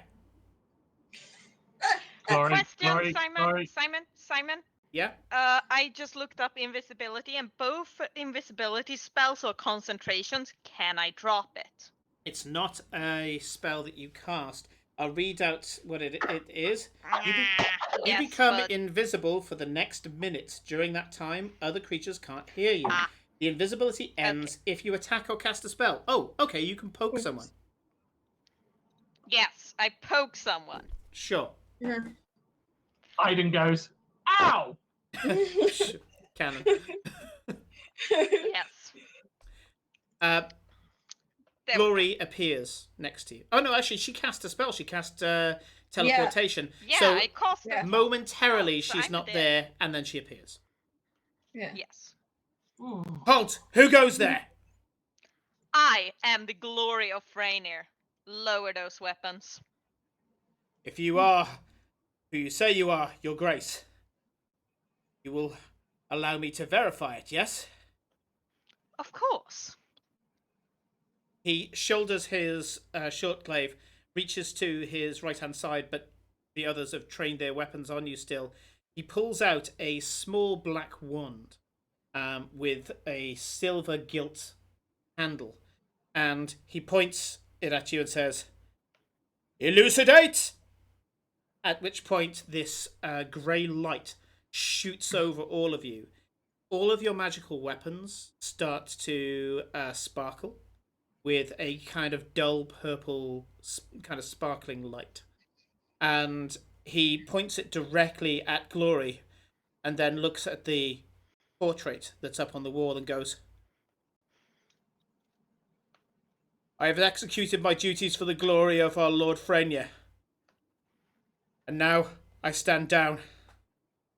The glory returns."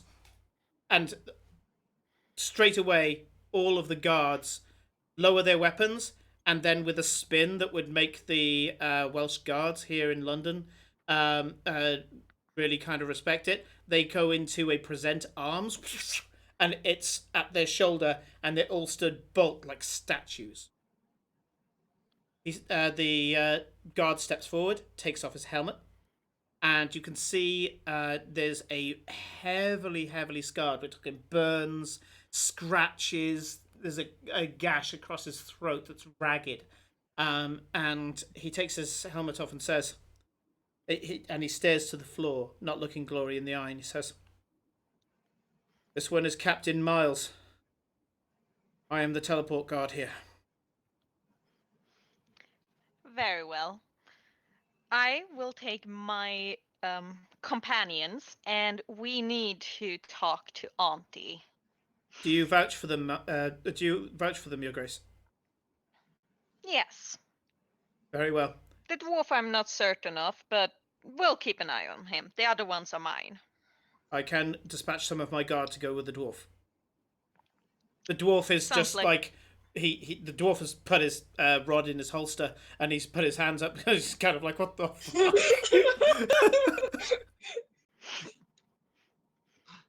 No, I think you'll be fine.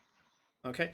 A clerk wearing black robes with these kind of dragon scale epaulets at his shoulder walks up.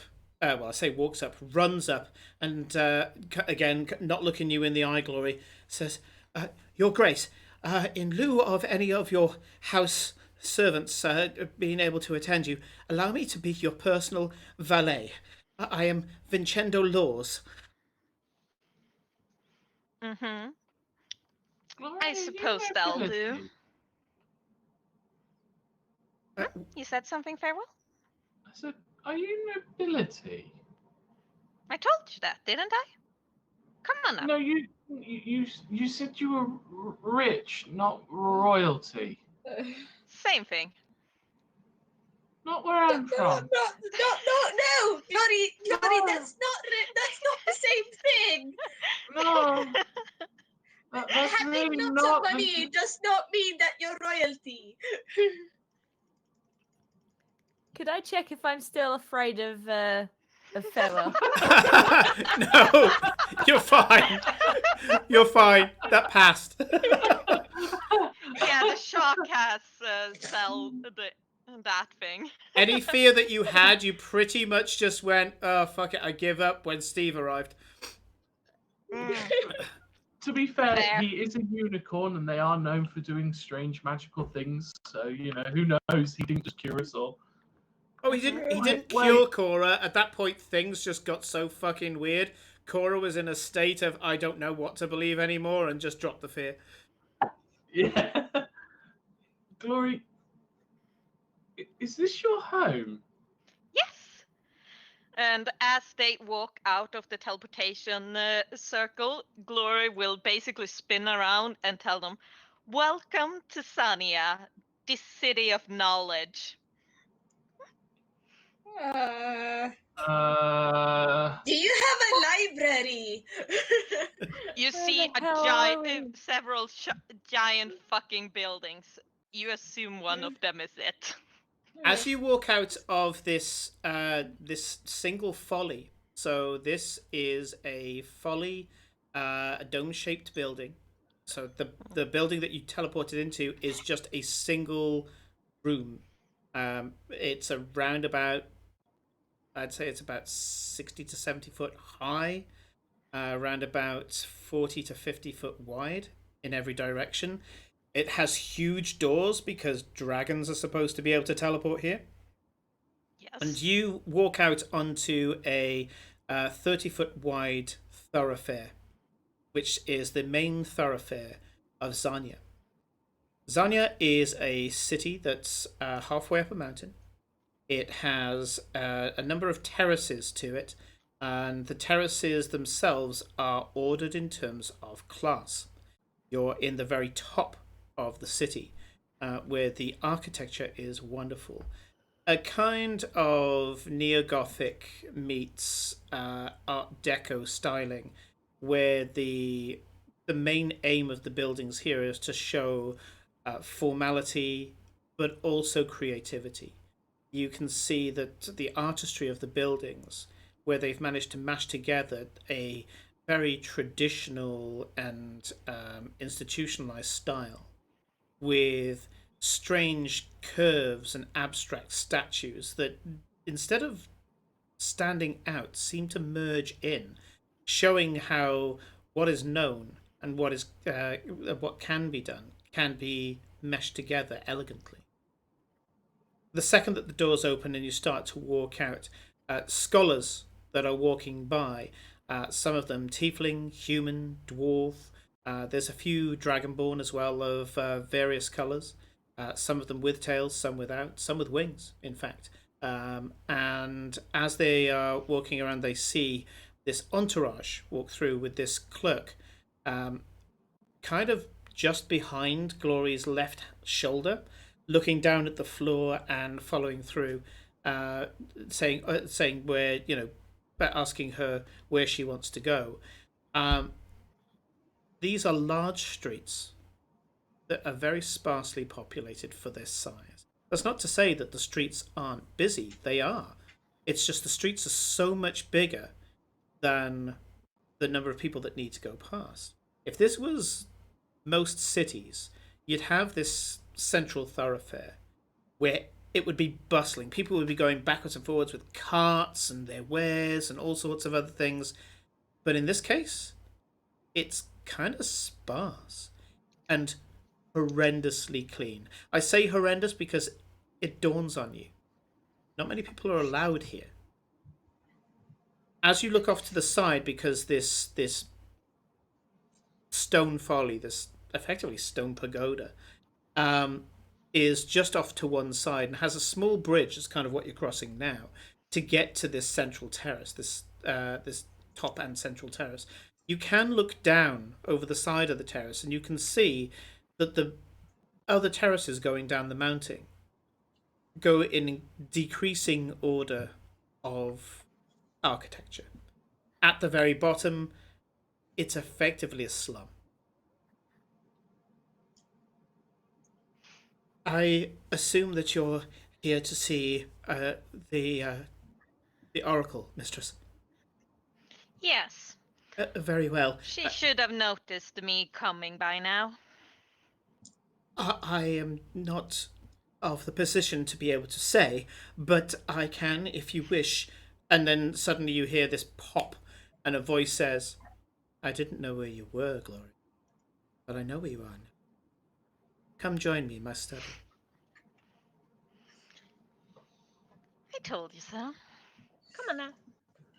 When the voice appears, the clerk looks like he's about to die.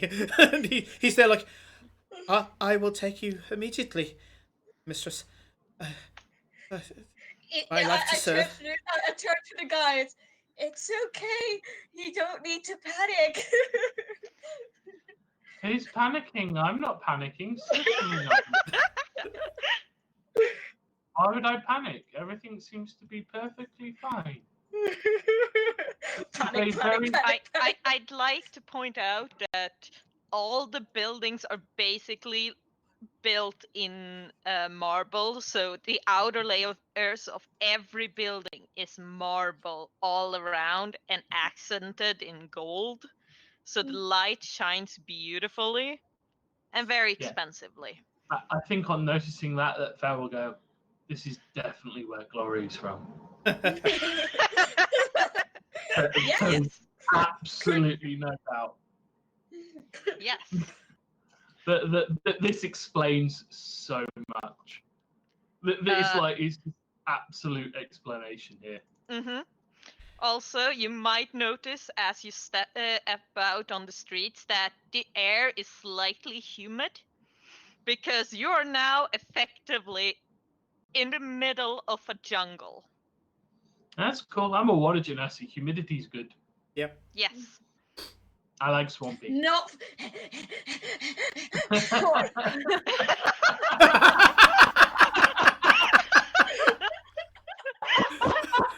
Oh, I wondered what she was doing then, and I was like, of course, she's a cat.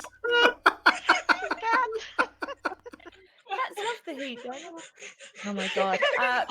Cora's just in utter shock and just like staring at everything while probably dripping gore from the guy that she like sizzled earlier and shit. Oh, yeah. She's just Yeah. absolutely covered yes. in like Cora, insight in, check. I don't know what. Huh? Insight check. What? Insight check. Inside check. On If it helps, I rolled a 1 and then a 6. What's my insight? Hold on. 9. Nah, she's too no. much in shock for much. No, it's overwhelming. Yeah, no. Right. So over there is my favorite tea parlor. We might go there later. I wonder if they still have that cake they had last time. Ooh. Would that be the And one I'm with the sure- gold leaf, Mistress? Yes. 4 types of chocolate, gold leaf. Yes. It's become a signature dish since you said it was the best cake in the city. They have they've made it one of the things to come here for. It's quite a tourist thing amongst the scholars. And you can see he's trying to I stop would himself hope from hyperventilating here. You Yeah. get about 2 streets down, and you can see that you can kind of guess which building you're going for here. Glory It's the does biggest one. mention that this is very much like Oxford in that there's not a university here, but individual colleges that specialize in many things. And it seems to be that there are gardens and terraces here that can What be is this knocked. Oxford you're talking about? Effectively, yeah. Yeah. Yeah. Oxford, but except more evil with magic. Yeah. There's Magical Oxford. yeah. There are terraces and gardens here that exist solely because at some point a new college for a new specialization may need to be made. So they've actually keyed out areas for areas of study that haven't been invented yet. Brainier plans for the long term and the big picture. You get Better to about have two everything streets. in collected, good, spacious one. Doesn't need to run all the way across the city to talk to someone. Just a hassle. You get to Yes. a large statue of a dwarven scholar. Beard that is in several braids. So all of his beard is braided. He's holding up a scroll and pointing at it with his other finger with a look of there, see, kind of thing. And there's a plaque that's too far away for you to read, clearly saying what his achievement was. It must have been a big achievement because this statue is about 30 foot tall. And at that point, you hear this whoosh and then thunk. And on the top of the dwarf's head is a small black dragon. At least as far as you are aware, because you haven't really seen many dragons. Glory will know that this is barely a wormling. It's a junior black dragon that has just mantled over the dwarf's head, and in a kind of broken common, it goes, "Little Glory." Why indeed? Ah, Torn Fang. And at that point, he does this huge grin, and you can see some of his fangs have grown weirdly to the point where they almost spiral. And you can see that a few of them have been smashed as well, possibly where they grew so weirdly that they had to be broken and sculpted. You remember me? You know that he It's been is so Insight's long. guard. This is Insight's personal guard. I take it Auntie's waiting for us. Yes, she is. Thought I'd stretch the wings and see if it was you. What do you bring? Subjects? Research material? Or lunch? These are mine. Friends. When you say these are mine, he looks like an aggrieved cat or a dog and just kind of brings his chin close to his chest and goes, Fine. I won't share mine. You don't share yours. You know where to go. And he leaps off the dwarf's head and flies off back towards the direction that you're going in. At this point, Aiden goes, I know I say this a lot, but what the fuck? What the fuck, Yeah. Glory? Yeah. Don't mind him. He likes to tear people apart sometimes. It's an annoyance, if anything. With a look of absolute terror. What are we doing he here? follows. Well, I took us to the safest place I know. This is not safe. Dragons! Of course it's safe. You're with me.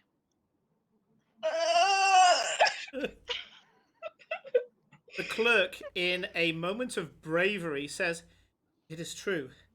None will harm those who have got the protection of the glory of Freynia. Right. It would be worse than death to offend. Cora is just thinking about the demon that attacked us, sent by her own damn brother, and it's like,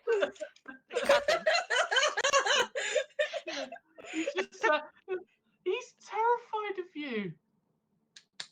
He's quite literally terrified of you. done to this poor clerk, Glory? What's Nothing. going on? Why is he so terrified of you? Because, well, lower people aren't supposed to look at us. We're Tezcacotls. Or, well, I am. You're not, but you're under my protection, so. You do know how terrible that sounds, right? That sounds mental.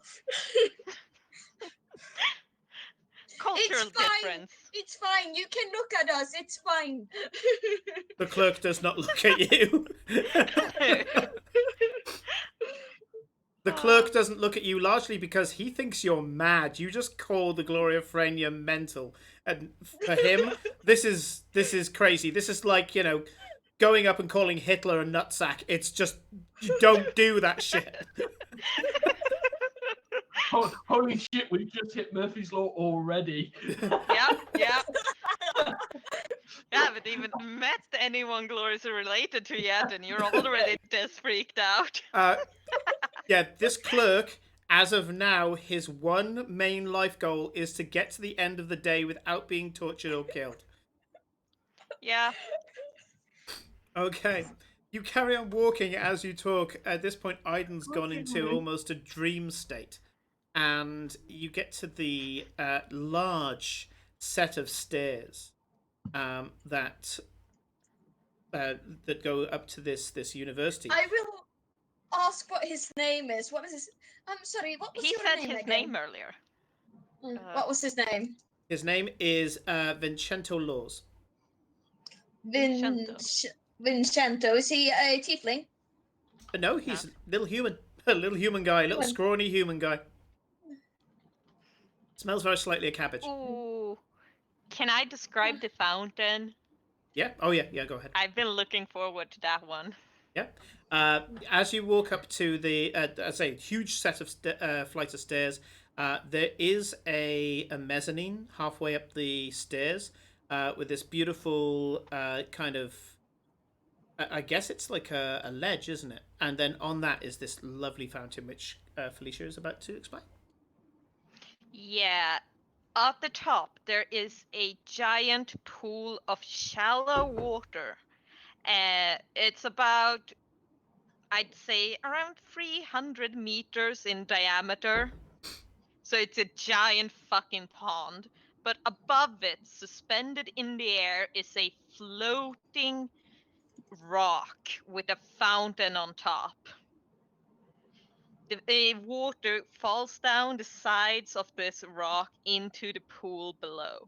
But in the middle, on a pedestal on this one rock, is a gigantic fucking dragon statue that you're pretty sure is made out of obsidian or something because it's that dark. In full flight. It's like it absorbs the light. Yeah. Yeah. For those of you who know what Vanta Black is, it's almost made of that. This would be incredibly beautiful if it wasn't for the fact that I think we've just walked into the single worst place in this plane. Glory, are you entirely sure we are safe here? Of course. Because we do not know any of your customs at all. So that's fine. I'll if explain them to you as they come up. It's fine. We'll take so a if small talk through. Just like it's So if easy. we're asked Don't that, we will address just anyone that I don't introduce you to. And generally, if I am respectful to someone, then ooh boy is it bad if you are not. Oh, and don't call my relatives the names I call them. That's a good start. And So if we what get to should meet we grandfather, call him your honor. That's like the basics. You'll know who he is. He looks like that. And she points at the statue. Yeah, of the big dragon, yeah. Dragon. You are fucking kidding me. You Well, I have absolutely never have missed to be Freetown fucking- quite as much as now.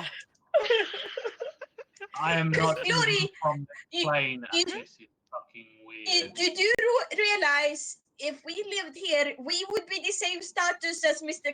Mr. Vincento, and. I don't think it's the time or the place for this. I also No. don't think it's the right audience for this either. And just because this is Definitely not. a comedic place to put it in, you hear this huge sneeze behind you, and feathers go everywhere.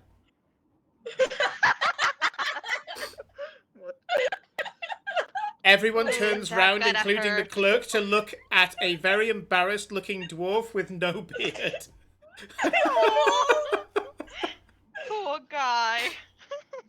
Well, there goes the last shred of any dignity I had.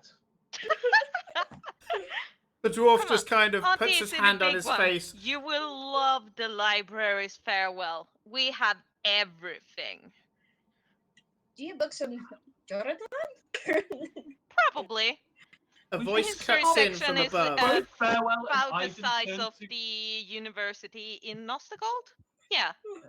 Both farewell and Iden turn to Eclipse and go, "Will you stop saying that name? No! Every time you mention that, one of us gets stabbed." No, nobody's gotten stabbed for it. Yeah, but it does bring quite the interesting times, farewell. Come on now. A voice sounds Really at the want top help. of the steps, and you hear, "All who seek knowledge are welcome here, priest. Even those who worship the Raven Queen. I think you'll find that you're a long way from..." I'm not in Kansas anymore. And stand... Farewell, That's Priest's woken pants. Cora up. Yeah, Who's that?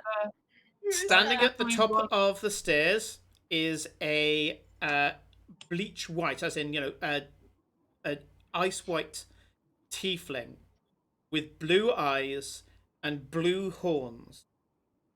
And he's dressed in cleric garb, and emblazoned on his chest are the 5 heads of Tiamat. And he says,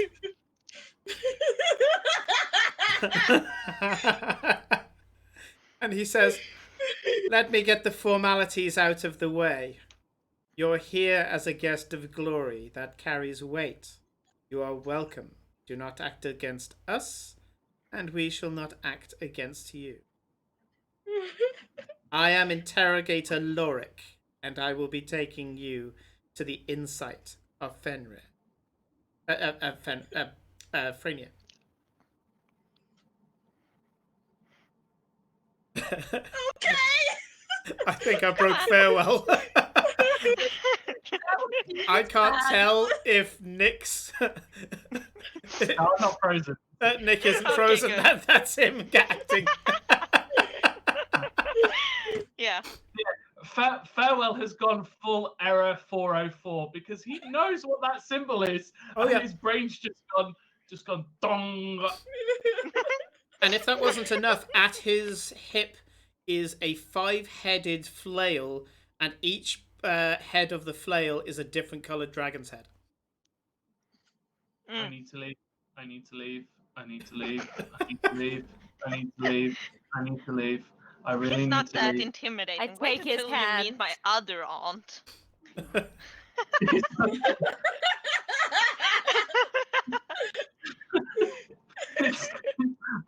I need emotional support, and I also really need to leave. This is a bad place. I should not be here. I really, really, really, really should not be here. This is not a good place. I would like to leave now. I would very much. And he's just looking at Glory, going, "I would like to leave now.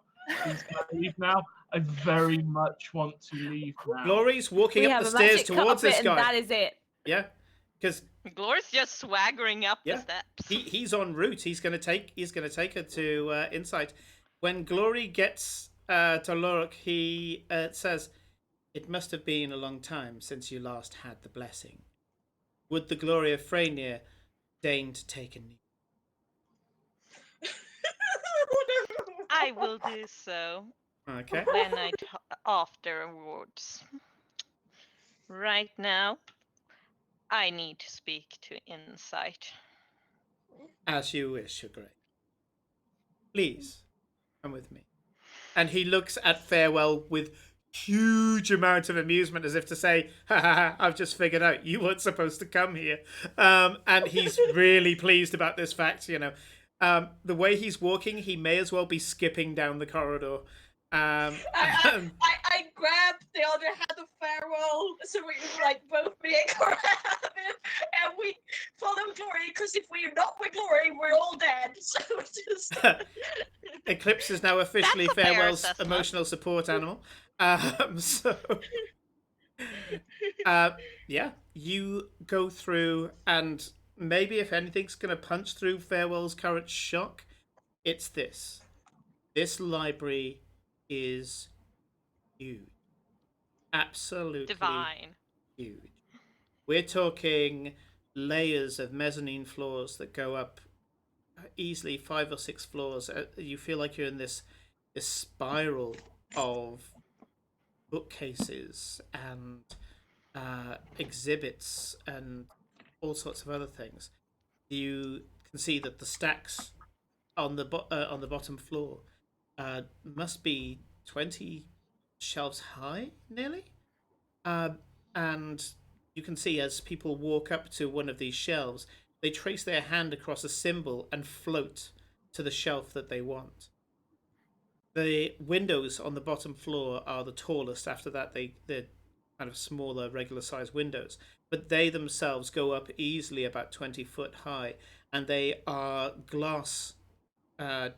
stained glass depictions of figures from the academic history of this place. You walk past statues of people of many races, and again, some of them are posed with certain things. Some of them are posed with an animal, holding an animal or holding a rock. There's one of them that's holding what seems to be a lump of Titan steel, unprocessed Titan. And she's gesturing it forward as if to say, behold. And that one you do manage to get as you go past. And that is Loretta Doyne. And she was a arcane metallurgist. And she found a more efficient way to process Titan steel for Frania. And it has as a kind of interesting fact underneath that Frania still has the sword that she made out of it. You know, they said that, like, you know, when you do your training and you go through these things, that evil would be seductive. Why did it have to be a library?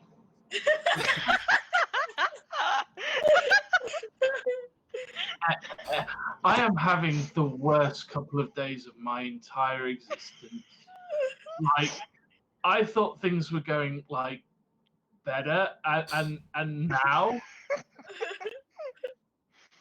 I mean, this is all I've ever asked for. Yes. I know, it's absolutely exquisite. And this is only one of the large buildings. We have a couple more on the other side of the road. So there's two more this size, and then we have a couple of smaller ones spread out the city. Do you see what I mean? I think But they worship Tiamat.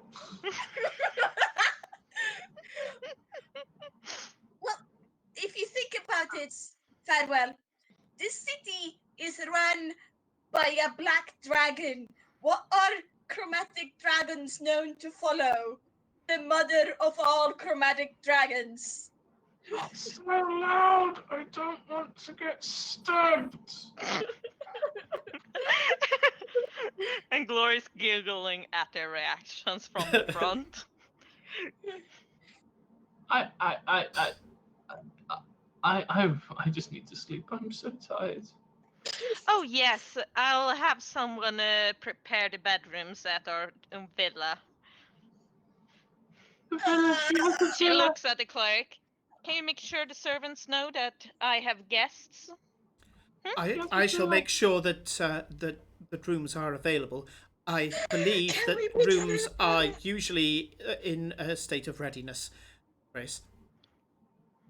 I know. Have you told us about your brother, like during breakfast and like Yes. lunches? Yes. I have told you about the adorableness that is the precious Chiron. Yeah, so Chiron is her little brother. Yes. Oh, can we meet your little brother, Glory? We should be able to, as long as he's not out on a training trip with mother or father. The ferocity of Freynia is currently out to war. Oh dear, must be something fun if she's involved.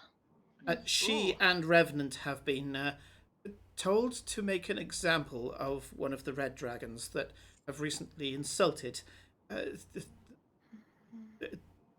And then he somehow can say Freynia's name when he's referring to like you, Freynia, they, Freynia. But then he says the master.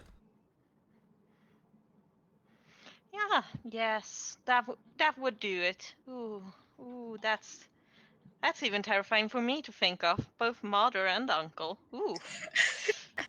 A human. Eclipse just A human looks up and sings. says, "Yeah, apparently he went back on a deal." That would do it. Glory, it is good to see you again. I am Dr. Ransha. And at that point, the human part of him just starts to change, and he is a more bestial figure. There's elements of like a wolfiness to him. This is a long-toothed shifter, and they are normally up in the mountains, and Freynia does accept them as his people. This one apparently is a student, and it's kind of like a demi werewolf, and has like a human and a human feral form. Says, "Yes, he made a deal. Deal couldn't be seen through, so Freynia asked for payment default, part of the contract, and the stupid worm turned round, gave our master insults instead of apologies. Well, needless to say, he immediately invoked the jihad. He's going to make sure that pieces of this worm's army get sent back, mailed on a regular basis, I should imagine, as a reminder of who. Yes, that would do it. Really, what are they thinking? Why are you back? May I ask? If I could be so bold. And you can see that this guy, he's got all the balls, he's got all the charisma, he's clearly part of the. Well, you know, must check in every once in a while after having some fun. And besides, it's been so long since I spent some time with family. Very well. I was hoping for a little bit of goss. How is Vardencourt? Who isn't? Dreadful. Can you believe the state they live in? Indeed.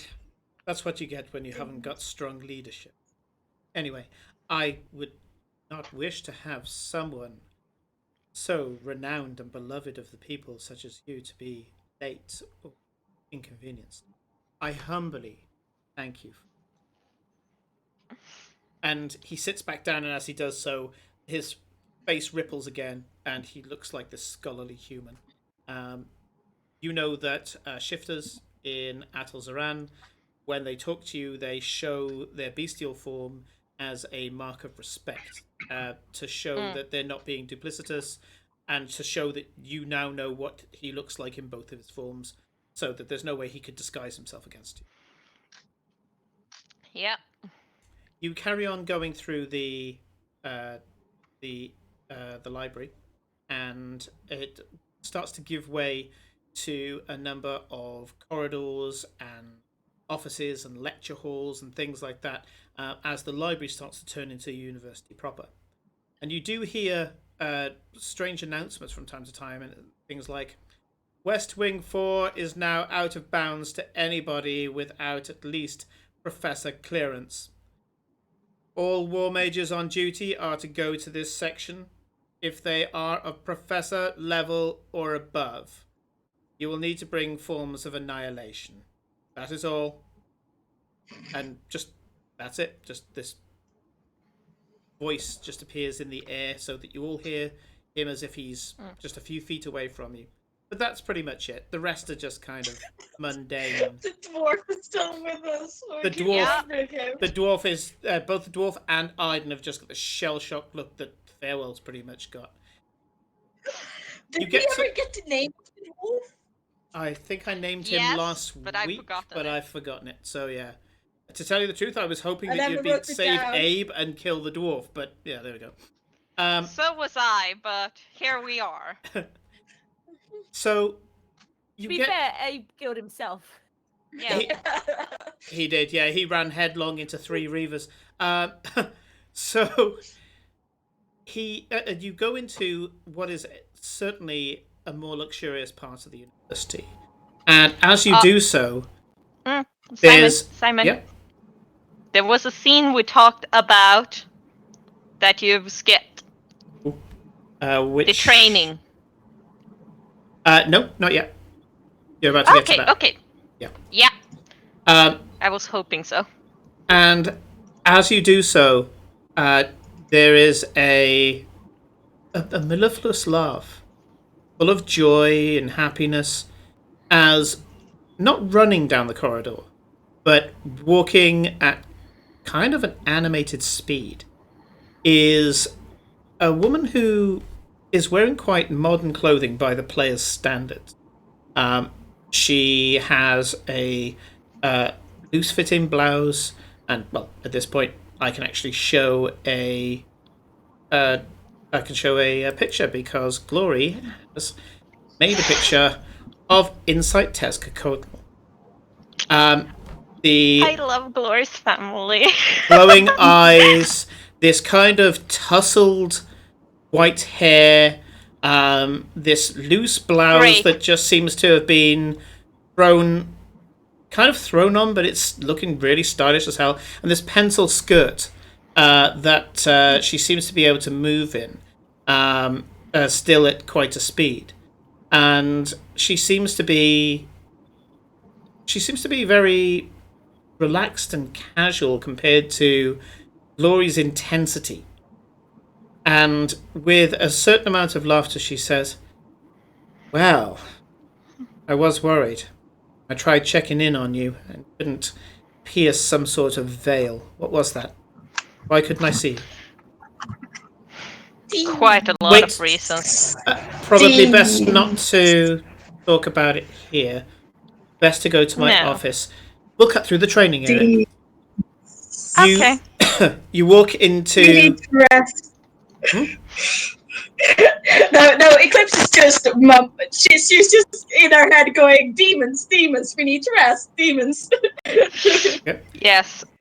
You walk through a large courtyard, and she goes, "So we'll cut through here," and you can see that there are students of different races. There seems to be a slight bias to Dragonborn and Tiefling, but you do see in some humans there, as I say, some dwarves, and you've seen the first few elves that you've seen as well. A mixture of wood elves and drow. Any tabaxi at all? No, not here, not in this courtyard. And they are all doing these spellcatters. In front of them are these porcelain statues, but they're kind of training dummies. And on these dummies, there's sheets of paper, and in some cases, lumps of meat, like butcher's meat, that have been put onto the statue. Also, you notice that the eyes on these statues are made of a different material to the rest of the porcelain. And the drill masters, which seem to be these professors, are calling out words that none of you understand, other than Glory, of course, because she's gone through this training. And he seems to be saying like these short, almost ancient Egyptian words, with these kind of glottal stops as part of the words. And as it does so, you can see that they do a gesture, and a spray hits the target.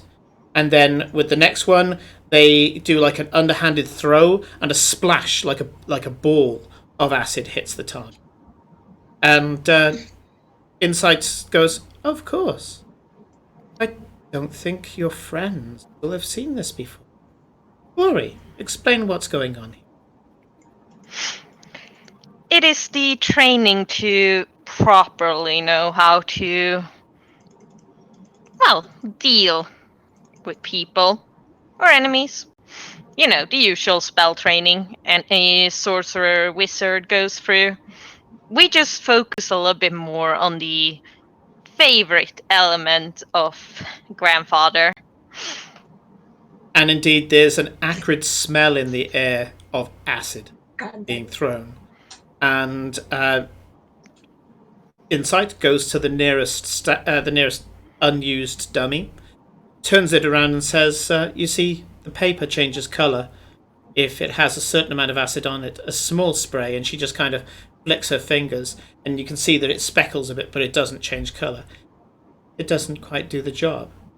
And then she just goes and splashes the same area with a huge amount of acid that just appears in her hand and gets thrown, and the paper blackens and shrivels.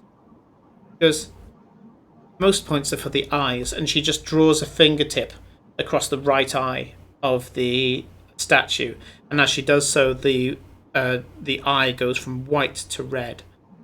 She goes, "The eyes are reusable, of course." And she picks up some water, just a little kind of bucket of water that's nearby. She dips a cup, pours it over the eye, and the eye goes from red to white again. The meat, of course, is harder. That's for penetrative spells. Like, for example, "Move! You over there! Move!" And one of the trainees runs away from her training dummy. And as she does so, Insight pulls her two hands apart, and this long streak of acid gets stretched between the two, and she goes, "See? And let's go." And Melf's acid arrow pierces into the flesh, and you can just see this thing being cooked by this acid right there in front of you. Anyway, shall we continue? You see, Auntie taught me everything I know about throwing our acid spells, especially the family specialists. Well, of course, not many people can conjure the fangs, and she just grasps seemingly something invisible out of the air and is now holding a black fang in her hand. And you've seen Glory throw these things. You know they are unstable and explode. And just with a gesture, it disappears. So, I've been looking in on you as and when I can, but we have much to discuss. Till then, come into my chambers. Rest. For God's sake, wash your hands. And she looks at Cora. If you're going to have fun... I'm like specked with blood. Oh yeah, you all are. You've all been attacked. Oh, yeah. And we shall find out how well your mission is. And with that, I think we'll call it a night. Indeed we shall. My poor boy. You horrible, horrible people. I don't see the problem in this. So Insight, which is the art down there, is the first of a series of pictures that we'll be using as we walk around Atol Zaran, which is where they are currently. So in Ilaria, there is a continent called Skara. It's I call it a continent. It's technically a country as well, but it's a country that has spanned an entire continent, and it is completely run by dragons. The convocation of Skalra is one of each type of chromatic dragon and one of each type of metallic dragon. They run the country together, but within the country, they are having a polite and very heavily ruled holy war between them all. It's very alien. Most people don't know how it works on the outside of Skalra. Certainly, the common folk in all the other countries have no idea how this country works. They just know there's a country that is run by dragons, and they're far, far away, and you're safe. Basically, that's all they care about. So one of the districts in this country is called Atal-Zaran. It's run by a black dragon called Frania. He is not the leader of the black dragon flight. That's dragon called Zarian. Yeah. Okay. And so this entire district has been designed and terraformed magically by Glory's grandfather, as she puts it, Frania the black dragon. And the black scales that are on Glory's body are down to the fact that he provided her with her dragons. And the rest of her family. Have we stopped streaming yet, by the way, Simon? No, because he's explaining things. Yeah, I'm explaining things for the people on the stream. So this is where they are at the moment. They are in Atal-Zaran. They're currently in the city of Zanya, in Atal-Zaran, in Skara. They've just teleported across the world. It's like me in Britain here teleporting over to Australia. And that's why everything is so alien, is that they are literally on the other side of the prime material plane they're currently. And we will get more into this particular country and its interests in Ostergald and the main story, and why Glory's there in the first place, why she's in Ostergald. Yes. And we will cover that next session. Until then, the only other thing we have to say is we will be changing the way we do things. It's very likely we're going to have a conversation now, and probably over the weekend as well. I know that we laugh off a lot of the technical difficulty that we have. And there's things that you can see, like this is still marked down as episode 43. I'll change it in a minute. When it's actually episode 46. The reason for that is that I normally have to go through a hell of a lot of technical challenges to get all of the pieces of software talking to each other before we start each stream. And it's not just a case of starting them in a particular order. There's lots of things that can go wrong, and I have to go and sort them out. So what we're probably going to do is switch over to a recorded session where we can get a higher production quality and send over to you guys on both the stream. So we might miss a week while we record one, and then stream the following week, and we will be doing that where you will get last Friday's stream. This will have a couple of benefits. It'll have a few bits that we're kind of like, oh, I'm going to miss that, but it will have a few benefits, and one of them is that I will schedule 2 viewings, one for the European audience and one for the US audience.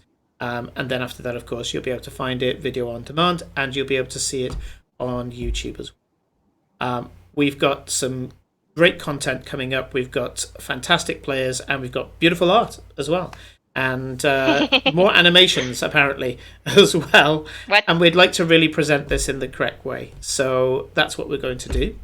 Well, what I presume we're going to do, we'll have the final conversation now, and hopefully we'll be able to bring you something better in future, a bit more production quality. Anyway, that's it for us tonight. Good night, take care, we love you all, and we'll see you hopefully next